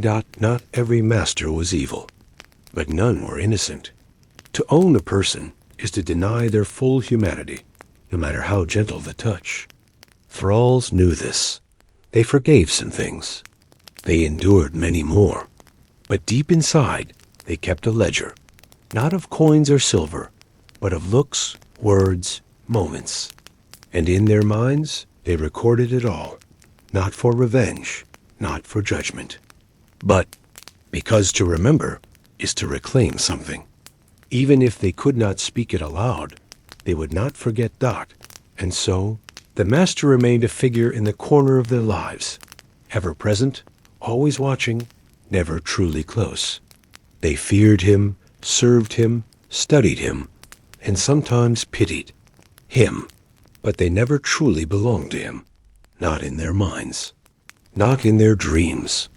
There they were still whole, still unowned. And that, perhaps, was the smallest freedom they could keep, a private resistance, hidden in the silence, held like a spark in the palm. Time carved itself into the bodies of the thralls like rivers into rock. Every season left a mark. Joints stiffened before their time. Backs curved from bending, knees swelled, fingers curled into permanent claws. They moved like people much older than they were, their steps heavy, their breath short. Their hands told the story best, cracked, calloused, shaped by tools, by fire, by ropes. Even at rest, their muscles remained tense, ready to lift, pull, or run at the faintest sound. Rest, after all, was never guaranteed. The weight of daily labor pressed down on every part of them, not just the work itself, but the repetition. Same motions, the same loads, again and again. The body began to forget how to move freely. It moved only with purpose, with submission. A thrall might walk across a field without ever looking up. The shoulders slumped. The neck stiffened. Pain became a steady rhythm. Not a spike, not a scream, just an endless hum. They didn't talk about it. They didn't need to. Everyone felt it. Injuries were common, and healing was slow. A cut from a plow blade. A burn from the hearth. A crushed toe under a stone. These were not disasters, only delays. A rag would be tied. A herb is chewed. The work continued. The infection came quietly, spreading through swollen fingers or into lungs that had coughed too long. There were no doctors, only old remedies and tired hands. Sometimes a fellow thrall would know a plant that helped. Other times, the sick one was left to rest in the corner until they rose again, or didn't. The cold was perhaps the hardest enemy. It reached inside the bones, lived in the chest, in the teeth. Winter punished all, but the thralls most of all. Thin blankets, wet boots, frozen water that had to be broken each morning. They worked through snow, through ice, through breath that froze before it left their mouths. Hands went numb, the toes turned white. Still, they worked. Firewood had to be gathered, animals fed, meals made. No season offered rest, only different kinds of exhaustion. Yet within these tired bodies, strength still lived. Not the kind that wins battles or lifts stones, but the kind that endures. The kind that wakes up again after another cruel day. The kind that keeps walking even when every step burns. This strength was not loud. It did not shout or boast. It was quiet, patient, and steady. It lived in the spine, in the clenched jaw, in the moment when a thrall held back tears because there was no time for crying. Some found strange pride in their strength, not for the approval of masters, but for themselves. To finish a task faster, to carry more, to work through illness without showing it. It wasn't about reward. There were none. It was about holding on to a sense of worth, however small. I can still do this, they told themselves. I am not broken yet. In a world that tried to erase them, that quiet statement was a form of power, but the cost showed in their faces. Eyes that had seen too much, skin weathered by wind and sun, mouths often closed, too tired to speak unless spoken to. Laughter came rarely, and when it did, it surprised even them. Sometimes it emerged suddenly, a shared joke, a memory, a mistake, and for a moment they remembered what joy felt like. But it faded quickly, like smoke on the water. Work returned. The silence resumed. Old thralls were often treated with indifference. No pension, no rest, just slower steps and lower expectations. Some were left to tend goats, sit by the fire, and mend baskets. Others were sold cheaply or simply left behind. But among the younger slaves, they were respected. The old ones held stories. They had survived. They had wisdom in their silence. A younger thrall might seek them out in the evening, asking nothing, just sitting nearby, hoping something would be passed down without words. There was no true recovery in the thralls. Life. The body aged quickly, but without dignity. There were no beds for rest, no hands for comfort, no medicines beyond what the land offered. A sore muscle did not mean time off. It meant the next day would be worse. Illness did not mean healing. It meant falling behind. And falling behind meant punishment. The body became both a tool and a prison, carrying out orders until it could carry no more. Yet even so, the thralls carried each other when needed. A hand beneath the elbow. A bowl was brought to the one who couldn't rise. A whispered reminder. To drink, to eat, to keep going. No one else would help. So they helped one another. Not with grand gestures, but with quiet acts. A shared silence. A nod. A touch. And through these, they found something stronger than the rest. The knowledge that they were not alone in their pain. Among the thralls, life was not always united. Though they shared hardship, pain, and silence, they did not always share understanding. Humans carry emotions wherever they go, even into bondage. And so, jealousy took root. Not over gold or land, but over things more fragile. A softer blanket, an easier task, a kind word from a master. When one thrall was favored, others noticed.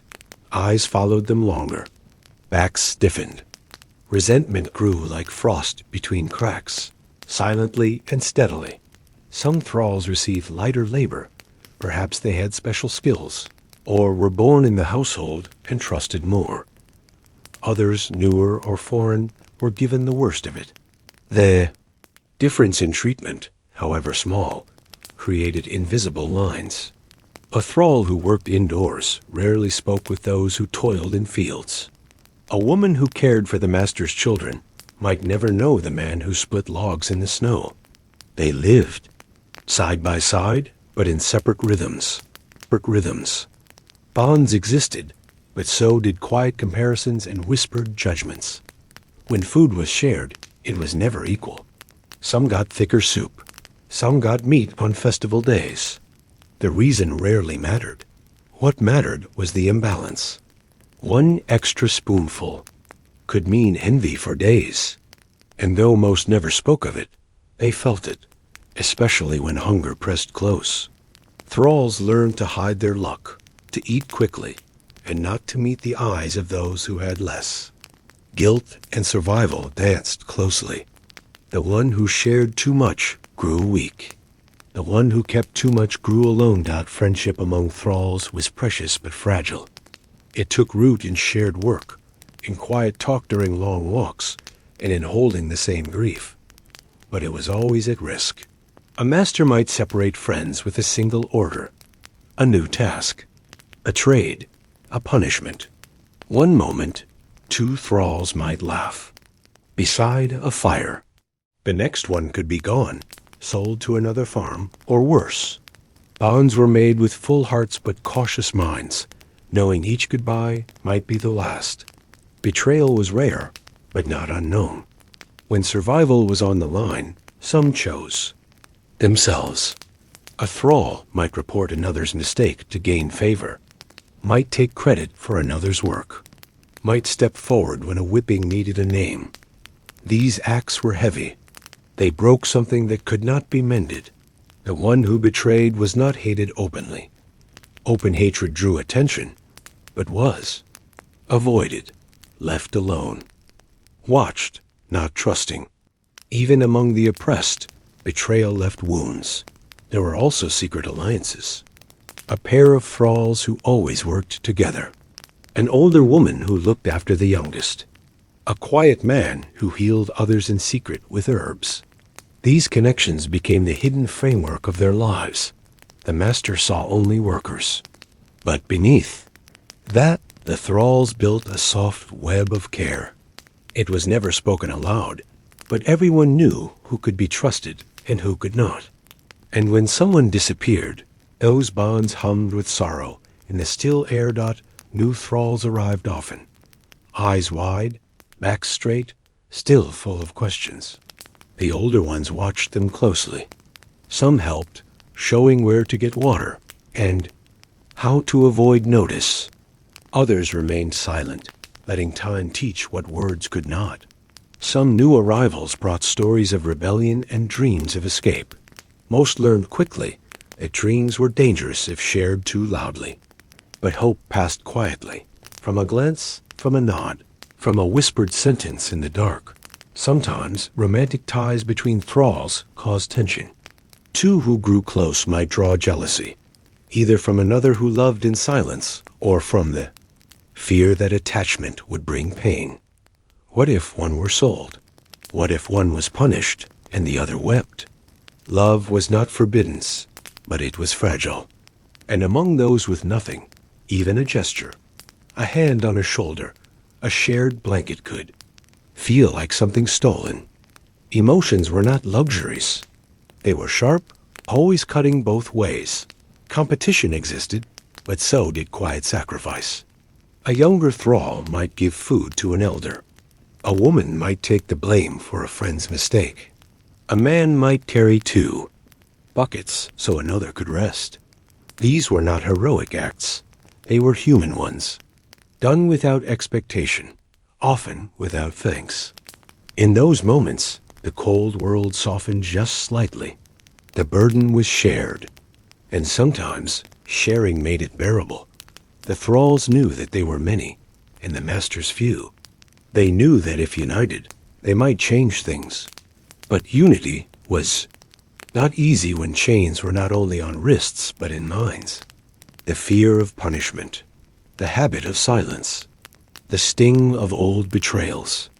These things kept them apart, even as they worked side by side. Still, the dream of togetherness remained, a dream of speaking freely, of eating together, of standing, without fear. And in the quiet, it waited, like a seed beneath snow, ready one day to grow. Within the long hours of work, the thralls developed skills that far exceeded mere labor. They became weavers of cloth so fine it was mistaken for foreign. They crafted tools that outlasted seasons. They built walls that held back storms, and boats that kissed the sea with quiet confidence. Yet no one asked for their names. Their work was praised, but never credited. The master took the silver. The slave took the splinters. Still, the craft lived on in hands that had learned by repetition, by pain, and by observation more attentively than any teacher could provide. Inside the weaving shed, women thrall bent over looms, their fingers dancing with rhythm and memory.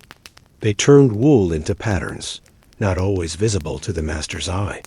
Sometimes, hidden in the weave, was a small symbol, a secret mark, a quiet rebellion, a line of color from a homeland, a twist in the thread that only they understood. These were not mistakes. They were messages sent forward in time, hidden in plain sight.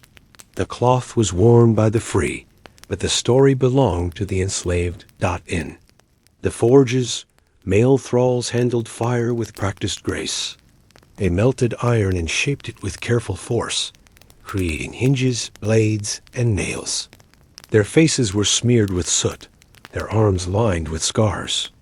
But their eyes watched every spark, every bend of metal. A well-made tool could mean fewer beatings. A sharp blade could impress a guest. Their craftsmanship was of quiet excellence. They rarely spoke of pride, but it was there, in how they balanced the hammer, how they cooled the metal just right. They knew the work mattered, even if the name attached to it was not theirs. Some were potters. Their hands smoothed clay into bowls, jars, and lamps. The feel of wet earth became second nature. They are shaped with care, fingers sensing the right thickness, the right curve. Sometimes they added tiny dots, swirls, or edge patterns, small, decorations that made a vessel beautiful, but not enough to be noticed. They were told to be quick and efficient, but still they found ways to make beauty, like growing flowers between stones. The master saw only dishes. The thralls saw memory held in form. There were carpenters among them, too, building fences, shaping wheels, carving beams that held up entire homes. They used tools older than they were, passed down through hands like theirs. The sound of wood being cut was almost musical, the scent of sap and fresh grain comforting despite the labor. They fixed roofs during rainstorms, built cribs for other people's children, and repaired boats they would never sail. Each nail was driven in silence. Each plank is a story no one has heard. And among them were cooks, not chefs, but true feeders. Of life, they turned barley and roots into hearty meals. They knew how to stretch small amounts of meat, how to soften dry bread with broth, and how to flavor blandness with herbs gathered in secret. They cooked for others, not themselves. Yet, they tasted the food through scent, through feel, through the satisfaction of knowing no one complained. A meal made right kept tempers cool. A burnt dish brought punishment. So they learned to sense the fire, the weight, the silence of a boiling pot. They cooked with care born of consequence. There were also healers, not formally trained, but wise, through necessity. Women and men who had watched wounds fester and fade, who had tested plants in desperation and remembered what worked. They chewed herbs, bound limbs, eased pain with warm clothes, and whispered stories. The masters sometimes trusted them. Most did not. But the thralls came to them quietly, after hours, with twisted ankles, deep coughs, or sleepless children. Healing was not a task. It was a calling, one kept alive despite the risk. Some thralls sang, not loudly, not for crowds. But while they worked, they hummed songs from childhood, rhythms picked up from wind and water, a chant that made the time pass. Music was not allowed during labor, but quiet tunes lived in the back of the throat. These songs had no language or many languages. They rose and fell with the pace of the hands. A thrall might never speak to another, but they would both hum the same tune. That was a kind of closeness that could not be punished. Children born into slavery learned these crafts early. By 5 or 6, they watched. By then, they helped. By 12, they were skilled. These were not idle hands. They repaired nets, carried water without spilling, and twisted flax with precision. They grew into their tasks as naturally as trees growing toward light, and sometimes they outperformed their masters. A boy might shape a cleaner spearhead than the blacksmith's son. A girl might dye cloth in shades the mistress had never seen. But praise never meant elevation. Skill never meant freedom. Still, they kept creating. The Viking world prized strong craftsmanship, and the thralls quietly delivered it every day. In the market stalls, in the halls, in the ships. Their hands had been there.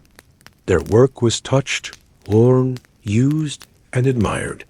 Yet their voices remained hidden. But even silence cannot erase skill. And in the careful curve of a cup, the tight knot of a rope, the balance of a blade, something of the thrall endured. A message, not in words, but in form, still present. Still lasting. Stories moved through the longhouse like smoke, slowly, softly, changing shape as they passed from one thrall to the next. They were not written, they were not recorded, but they were remembered.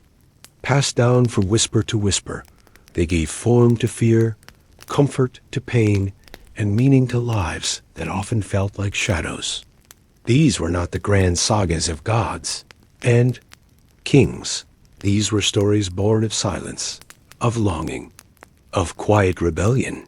They were the myths of the enslaved. Not one story spoke of a hidden island, far across the sea, where no one owned anyone, and food grew from the ground without labor. Was said the water there sparkled with gold, and the trees sang at dusk. No one had seen it, but many dreamed of it. He dreamed of it. Some said a slave had once escaped and sailed there, never to return. Others claimed it was not real, just a wish given shape. Still, on cold nights, thralls told their children that maybe, just maybe, such a place waited for them too. Another tale told of a white stag that appeared only to slaves. If seen, it meant a change was coming, a new master, a new land, or even freedom. The stag was always silent. It stood at the edge of the forest, watching. Some swore they'd seen it, just once, on a foggy morning or a snowy night. Others said it came in dreams. But whether real or not, it became a symbol, something bigger than the field, the chain, the task. A reminder that something else might exist beyond the visible. There were darker stories, too, of spirits that punished, cruel masters, whispering madness into their ears, souring their crops, sinking their boats. Thralls who had suffered deeply took comfort in such tales. Justice, they believed, would come not from law, but from older powers. Powers that remembered every whip, every hunger pang, every stolen name. These ghosts had no shrines, no prayers, only belief. And sometimes that was enough to keep anger from turning into despair. The thralls also spoke of the one who would rise, a mythic figure born among them who would lead them all to freedom. No one knew their name or even their face. Some said it would be a girl with fire in her hair. Others believed it would be an old man with a wolf's voice. The details changed, but the hope remained. That one day, someone would break the order. Not with swords, but with wisdom, with courage, with truth. Around fires, in murmurs, they dreamed of this savior. Not because they expected them to come, but because it helped to imagine someone might. Symbols held power in their world. A spiral carved on a beam. A knot tied 3 times and buried beneath the threshold. A certain pattern of stones was laid near the barn. These were not decorations. They were messages, protections, and hopes made physical. When a thrall passed, one, they might touch it lightly, as if drawing strength. Masters ignored them, seeing only habit.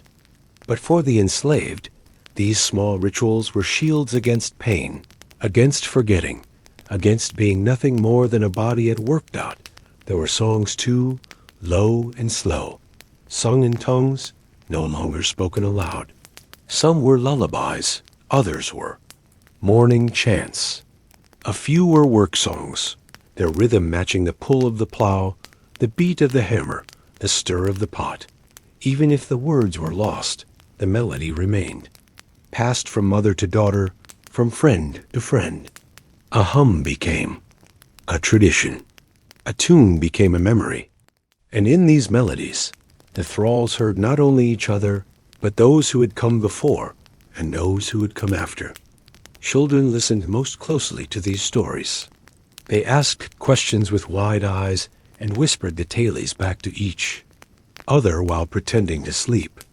The myths gave them something the world around them could not: imagination, possibility, a reason to believe that their future was not fixed. Even if they grew into fields and firewood, they carried these stories inside. And stories, unlike bodies, could not be sold. Sometimes the masters caught wind of these tales. They laughed. They scolded. They warned the thralls not to fill their heads with nonsense.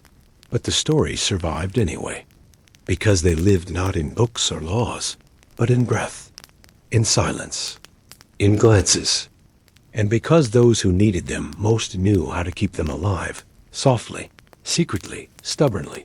Even in death, stories lingered. When a beloved thrall died, their tale grew.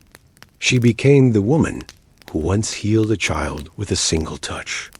He became the man who carried 2 others through the snow without falling.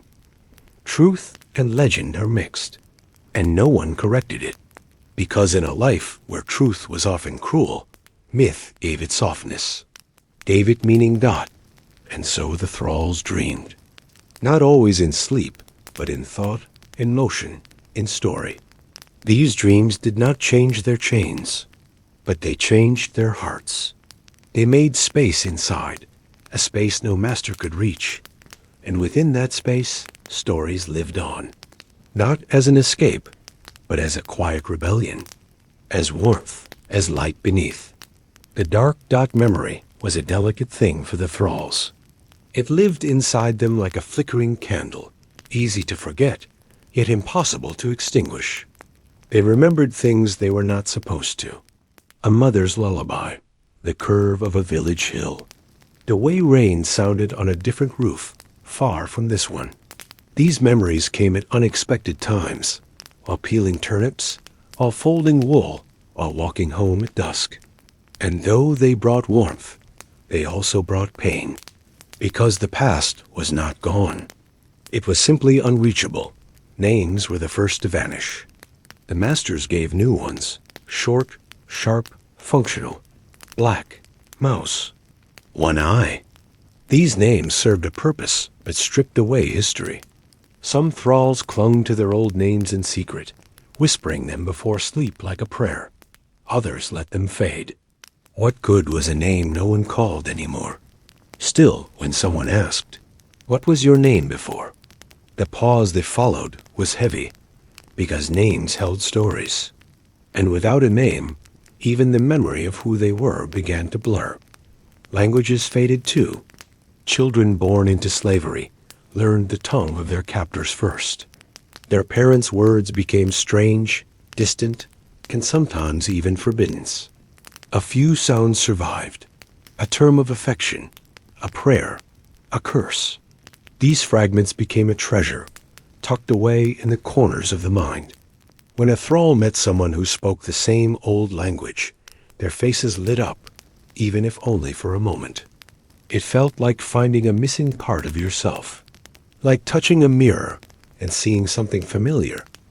Again, dot faces were remembered less clearly. A father's eyes, a sister's smile, a lover's laugh. Time and sorrow wore down the details. Were they tall or short? Did they wear red? Was their voice soft or strong? The mind tried to hold on, but daily labor pushed such thoughts aside. The weight of now was too much. And yet, sometimes in dreams, a face would return, blurred but bright, and the thrall would wake with tears and not know why. Stories were a way to preserve what memory could not. A tale of how someone danced under the stars, how they once won a race, made a clever joke, carved something beautiful. These stories were passed down until they became shared memory. A young girl might repeat her grandmother's tale as if it were her own. A boy might claim the bravery of an uncle he had never met. Through stories, the thralls pieced together a kind of history, not written in stone, but in voice. And voice, when shared, could outlive almost anything, but memory was also dangerous. To remember too much was to feel too much. Some thralls chose forgetfulness. They focused only on the task, the weather, and the sound of the fire. The past brought questions with no answers. Why was I taken? What became of them? Would I know them if I saw them again? These thoughts hurt. So many let them sink, buried under layers of routine, of obedience, of silence. But even buried, they were never fully gone. There were moments, though rare, when a smell or sound broke through. The scent of wet clay, the cry of a certain bird, the feel of a specific fabric. These things could bring everything back. Suddenly, a thrall would be a child again, hiding behind a hut, laughing in the rain. These flashes were brief, but powerful. They reminded them that they had once been whole. Life had not always been what it was now. And that truth, even if fleeting, was precious. For some, the effort to remember became a quiet mission.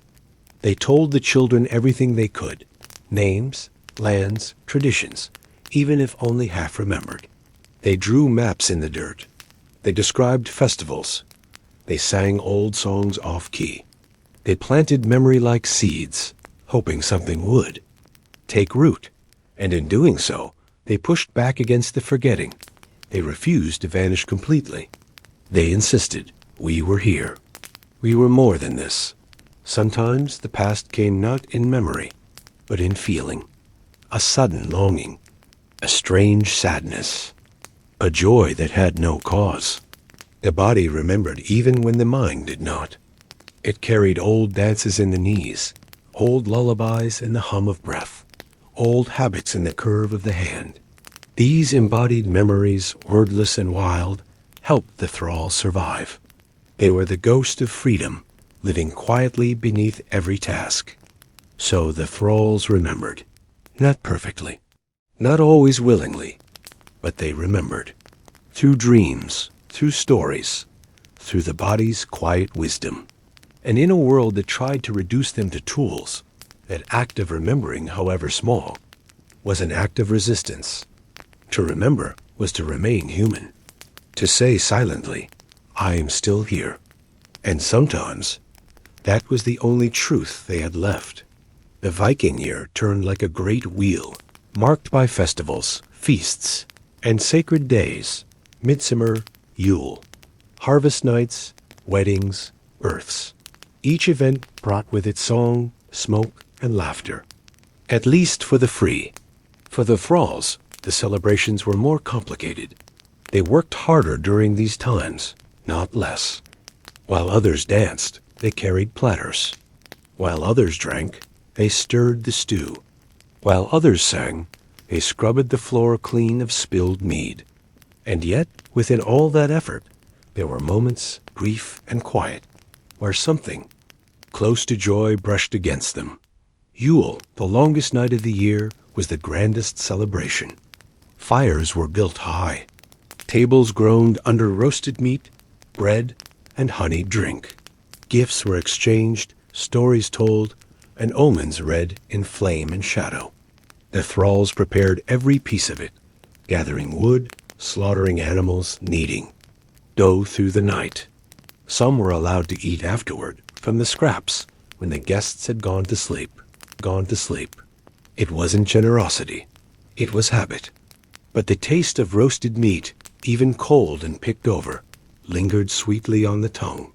And in the dark, around the leftover fire, thralls would gather, sharing their toasts in whispers not at weddings. Thralls dressed the bride, braided her hair, hung flowers, and lined the path with petals. They cleaned the ceremonial horns, poured the mead, and cooked the feast. During the ceremony, they stood at the edge, still as shadows. Some wept quietly, thinking of loves they'd lost or never found. Others watched with numb eyes, their minds far away. But even here, emotion stirred. When music filled the air, some could not help but tap a toe or hum a note. Just for a moment, they felt part of it, not invited, but present. Harvest festivals were different, less formal, more raw. They celebrated survival. Another cycle of life completed. Masters grew generous. Ale flowed freely. Even thralls received fuller bowls, warm bread, and sometimes a few coins. These nights often ended with music and firelight. In the shadows, when the masters were too drunk to notice, thralls danced. Not wildly, not in defiance, but with gentle sways. Small steps, laughter shared behind hands. These dances were for themselves, for their sore backs, their calloused feet, their weary hearts. The festival was not theirs. But the moment? That was something they could keep. On days of mourning, when a free person died, thralls were made. To wear dark cloth, to walk behind the coffin, to dig the grave. They cooked for the mourners and cleaned after the ceremonies. But they grieved too, silently, carefully. Sometimes for the one who had died, if they had been kind. Sometimes for themselves, reminded of how forgotten their deaths would be. At night, a thrall might carve a mark in the earth, whisper a name, or place a stone. It was not tradition. It was a memory. Religious rites brought new burdens. Whether honoring the old gods or the new, the thralls prepared everything: fire, water, blood. During sacrifices, they stood close to the animals, steadying them and cleaning afterward. The free saw omens in the smoke, meaning in the entrails. The thralls saw only mess. Yet even they felt the power of ritual, the hum of the earth, the tension in the air, the feeling that something unseen had entered the room.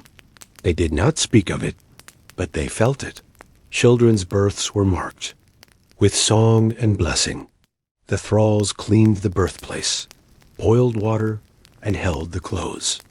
If a thrall woman gave birth, there was no song, no feast. But the other women came anyway, in secret, with soft hands and strong arms.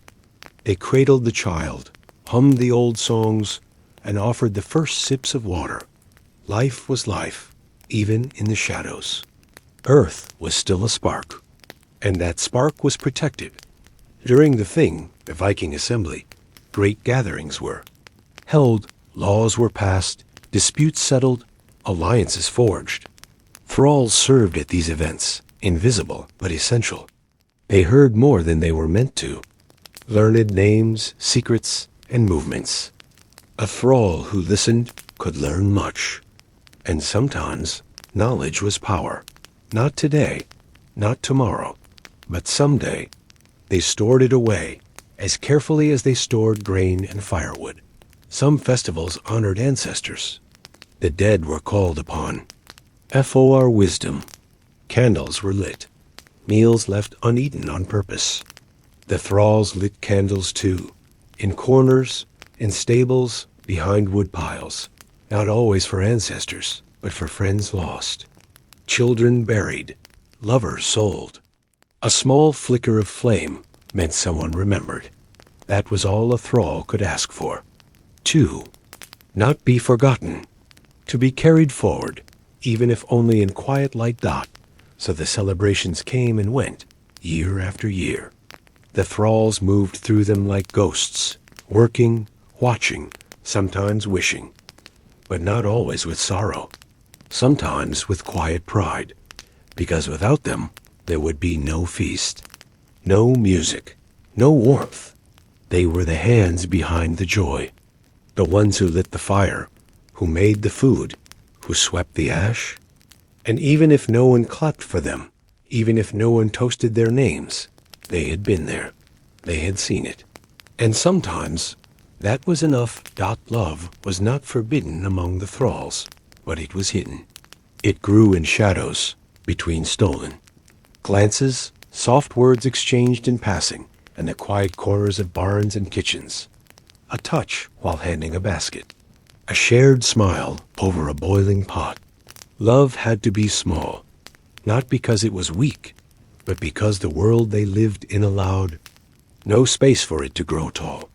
In the harsh silence of their lives, love became a whisper, something you held in the palm of your hand, carefully, secretly, like a spark in the wind. Romance among thralls did not look like the ballads sung by free folk. There were no grand gestures, no feasts or flowers. There were hushed words spoken before sleep, promises murmured between tasks, eyes that met and said more than mouths could. Love was not about escape. It was about survival. About finding someone who saw you as more than a tool, more than a name someone else gave you. In each other, thralls saw their humanity reflected, not owned, not commanded, just shared. Many relationships were built on proximity. 2 thralls were assigned to the same task, the same field, the same corner of the longhouse. Over time, companionship turned into something more. They learned each other's rhythms, knew the sound of each other's breath, the softness or weight of their silences. They did not speak of love. They lived it in the way they took turns with burdens, covered each other's mistakes, and split scraps of food without a word. Sex was part of life, though not always with tenderness. Sometimes it was stolen from them, demanded by masters, taken without consent. These wounds were deep and often silent, held in the body like stones beneath the skin. But among themselves, thralls sometimes found gentleness again. A hand that asked, not taken. A kiss that came slowly. An embrace that was about warmth, not power. In those moments, they tried to reclaim what had been used against them, to turn pain into something soft again. Some formed lasting bonds, pair that everyone else quietly recognized. They slept side by side, even if only for a few hours. Shared tools, whispered plans for a future that might never come. They called each other by special names, names no one else used. In a world that changed without warning, that bond became an anchor. And even when the master said, "You go there," or "she stays here," the connection didn't break.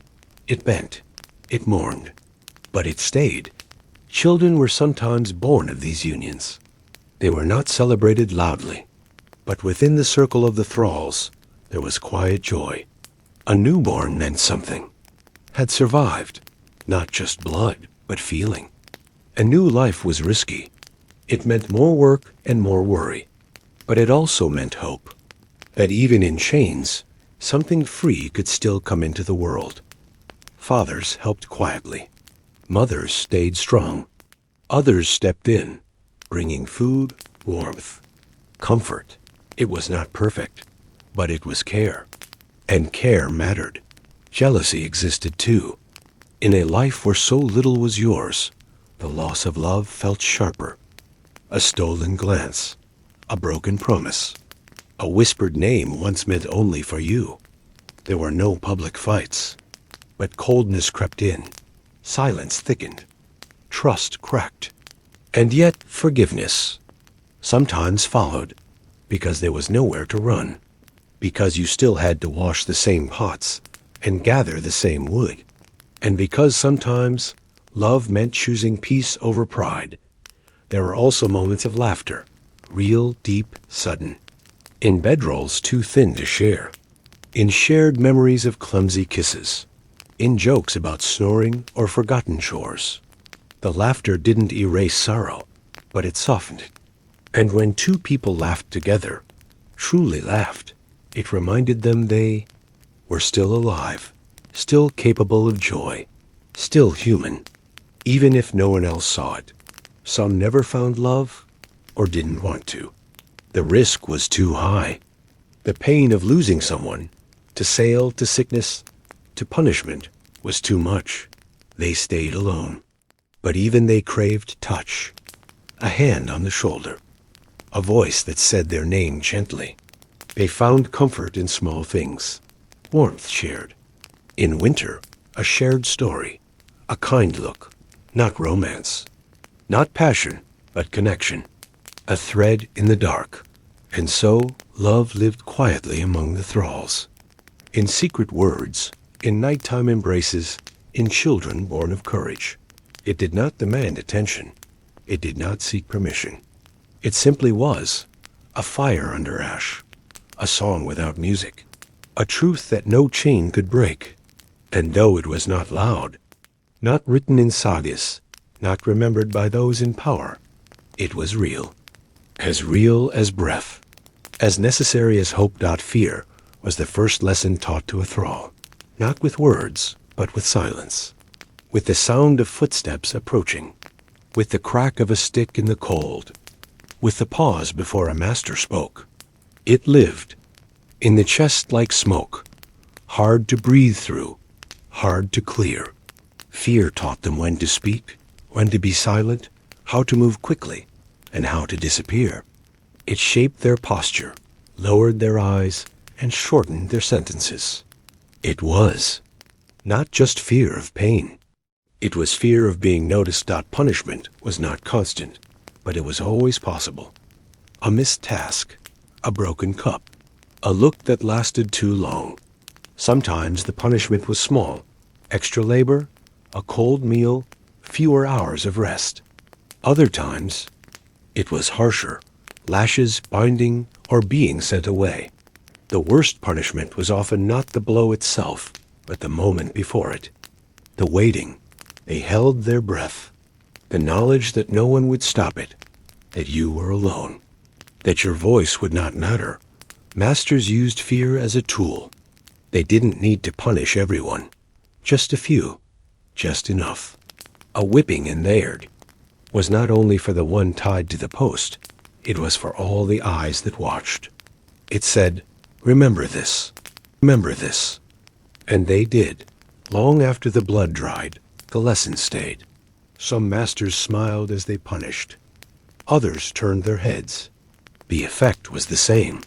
It didn't matter if they believed it was right or not. What mattered was control. But fear was not the only tool. Masters used separation. Families divided. Friends moved to different tasks. Couples split without warning. This made the thralls wary of bonding too deeply. It made them cautious, lonely, and loneliness too was a kind of leash. When you had no one to lean on, you leaned inward. You broke slowly, quietly. You obeyed more easily. A thrall with no attachments was easier to manage. Control came in smaller ways too.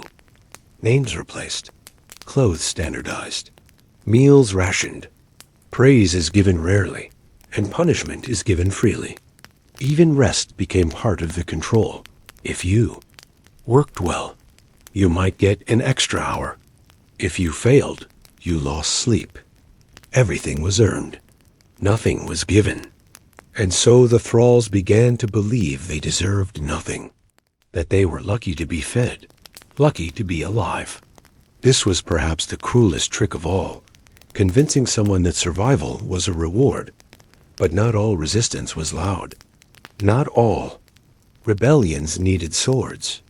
Some thralls rebelled by remembering who they were, by whispering old names to themselves, by teaching children forbidden words, by holding a tool just a little too long, or folding a blanket in a way the master did. Not like small things, unseen things, but they mattered, because each act said, "You don't own all of me." Others found resistance in care. They healed each other, shared food, covered for one another's mistakes. These acts were not just kindness. They were strength. In a system designed to isolate, the connection became defiant. Every time a thrall chose to help instead of watch, chose to listen instead of stay silent, they pushed back. Just a little, just enough. Some dreamed of escape. Most knew it was fantasy. But still, they traced the path in their minds, through the woods, across the river, into the unknown. The dream itself was a form of rebellion. It said, "This is not forever." And though most never ran, the dream kept them whole. It reminded them that their soul was still moving, even if their body could not. There were even moments of spoken defiance. A thrall who answered back, who stood tall, whole, and looked the master in the eye. These moments were rare and dangerous. They often ended in punishment, but they were remembered, not just by the one who spoke, but by all who saw. They became stories, warnings, inspirations, proof that fear could be broken, if only for a heartbeat dot, and in the deepest quiet, resistance. Lived in hope. Not loud, not bright, but steady. The hope that one day the system would crumble, that someone would come, that justice, though slow, might still arrive. Hope was not foolish. It was essential. It allowed thralls to keep waking up, to keep breathing, to keep being more than what the world said they were. And sometimes, hope itself was the sharpest. Weapon of all. Time moved differently for the thralls. It did not rush. It did not leap. It crept. It crawled. It circled.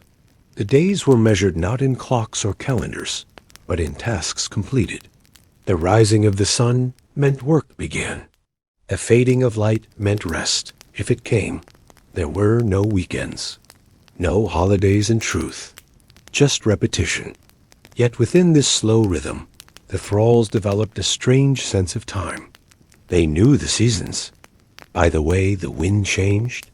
They knew the hour by the angle of shadows across a wall.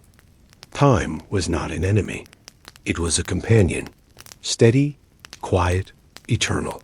They became observers. When your life depends on the moods of others, you learn to watch. The thralls noticed everything. The twitch of a master's jaw, the shift in a steward's tone, the weariness in a wife's eyes. They noticed the first frost before anyone else. They saw the patterns in the fields, the way birds flew, and how the fire moved through damp wood. Observation became survival, but it also became wisdom. In seeing the world so closely, they learned more than books could ever teach.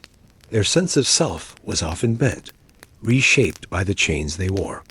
And yet, a private world remained inside, each of them. Some imagined they were still back home, living lives untouched by conquest.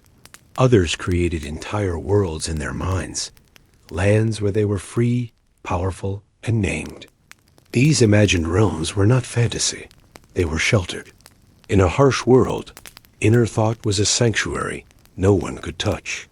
They carried it like a warm stone in the pocket of the soul. They developed their philosophies. not spoken aloud, not written in scrolls, but felt deeply. Ideas about fairness, patience, about resilience. They believed in balance, that pain today might mean peace tomorrow. They believed in energy, that what you gave came back, somehow, some way. They believed in cycles, that the world turned and things changed even if slowly. These thoughts didn't sound like formal wisdom, but they shaped how the thralls endured. Silence became their language. Not the silence of fear, though that was part of it, but the silence of understanding. A glance could say everything. A pause could warn, could comfort, could forgive. They knew how to speak with their eyes, their hands, the way they passed. A bowl. There was power in this silence. A kind of communication deeper than words. A language born of shared suffering and shared survival. They often asked questions to themselves, quietly. What makes a person valuable? Is freedom of the body more important than peace of the heart? If a man never speaks, does he still have thoughts? If a child grows up never knowing kindness, can she invent it herself? These questions floated in their minds, especially during long hours of solitary work. They didn't expect answers. The questions themselves were proof that they still thought, still reasoned, still lived. Some found clarity in nature. A thrall working alone in a pasture might pause to listen to the wind in the grass, to watch the clouds shift across the sky. In those moments, the world became bigger than the longhouse, bigger than the field. They felt part of something older, something wiser, a stream running for centuries, a bird returning every spring. These things didn't ask who was free and who was not. They simply were. And in witnessing them, the thralls remembered that they, too, simply were. They were not always bitter. Bitterness takes energy. Many were simply tired, but not without perspective. They saw how free people wasted time, food, wasted love. They noticed when kindness was real and when it was performance. They recognized cruelty, not just in actions, but in absence, the silence after a cry, the neglect of a need. And they carried these observations quietly like pages of a book, never read aloud. Death, to them, was not terrifying. It was not hoped for, but it was not feared. It was a door, a river, a sleep. Many hoped they would see loved ones again. Others hoped for rest. Some believed in nothing and found peace in that too. What mattered most was not the end, but the manner of living. To have been kind, to have remembered, to have resisted in even the smallest ways. And in the end, what remained in the thralls was not just labor or suffering or silence, but thought. Deep, steady human thought. In a world that tried to reduce them to tools, they had held on. To their minds, to their inner voice, to the quiet truth that they were more than what was seen. And that, even if unspoken, even if forgotten, was enough to prove that they had lived as people, not property. The end came softly for most thralls. There were no trumpets, no carvings in stone, no mourning songs sung over their names. They simply stopped appearing, a task undone. A voice was missing from the morning call. A blanket was left folded. Others noticed, but did not speak. To ask too loudly was to invite attention. And so, death arrived like a hush, a dimming of the fire, a final exhale. Some passed in their sleep, bodies too worn to rise again. Others faded slowly through illness, bones hollow, breath light, eyes already looking elsewhere. A few met violent ends, accidents in the field, punishment too severe, weather too cruel. Whatever the manner, their departure was not marked in ceremony. Their bodies were buried quickly, or sometimes burned. A pile of stones, a patch of disturbed soil, nothing more. Yet still, those who remained remembered. A fellow thrall might whisper their name for nights afterward. just to keep it alive a little longer. A small item, a carved spoon, a bit of thread, a folded cloth, might be kept hidden under straw or tucked into a boot. Stories would be told of their quiet strength, their quick humor, their stubborn courage. In this way, they lingered, not in halls or hymns, but in memory. In shared silence, the masters rarely spoke of dead slaves. They were replaced. New hands took up old tools. Tasks continued. But something always shifted in the air. A rhythm broken. A pattern changed. And those who noticed most were not the free, but the other thralls, because they had known the soul behind the labor. They had known the person. Over time, as seasons turned and generations passed, many thralls disappeared from the record entirely. Their names are forgotten. Their stories are buried. Their graves are unmarked, and yet traces remained. A pattern on a cloth. A deep groove in the step where feet had passed for years. A word spoken in the kitchen that no one remembered the origin of. Ghosts, not in the haunted sense, but in presence. In the atmosphere. In the absence that could still be felt.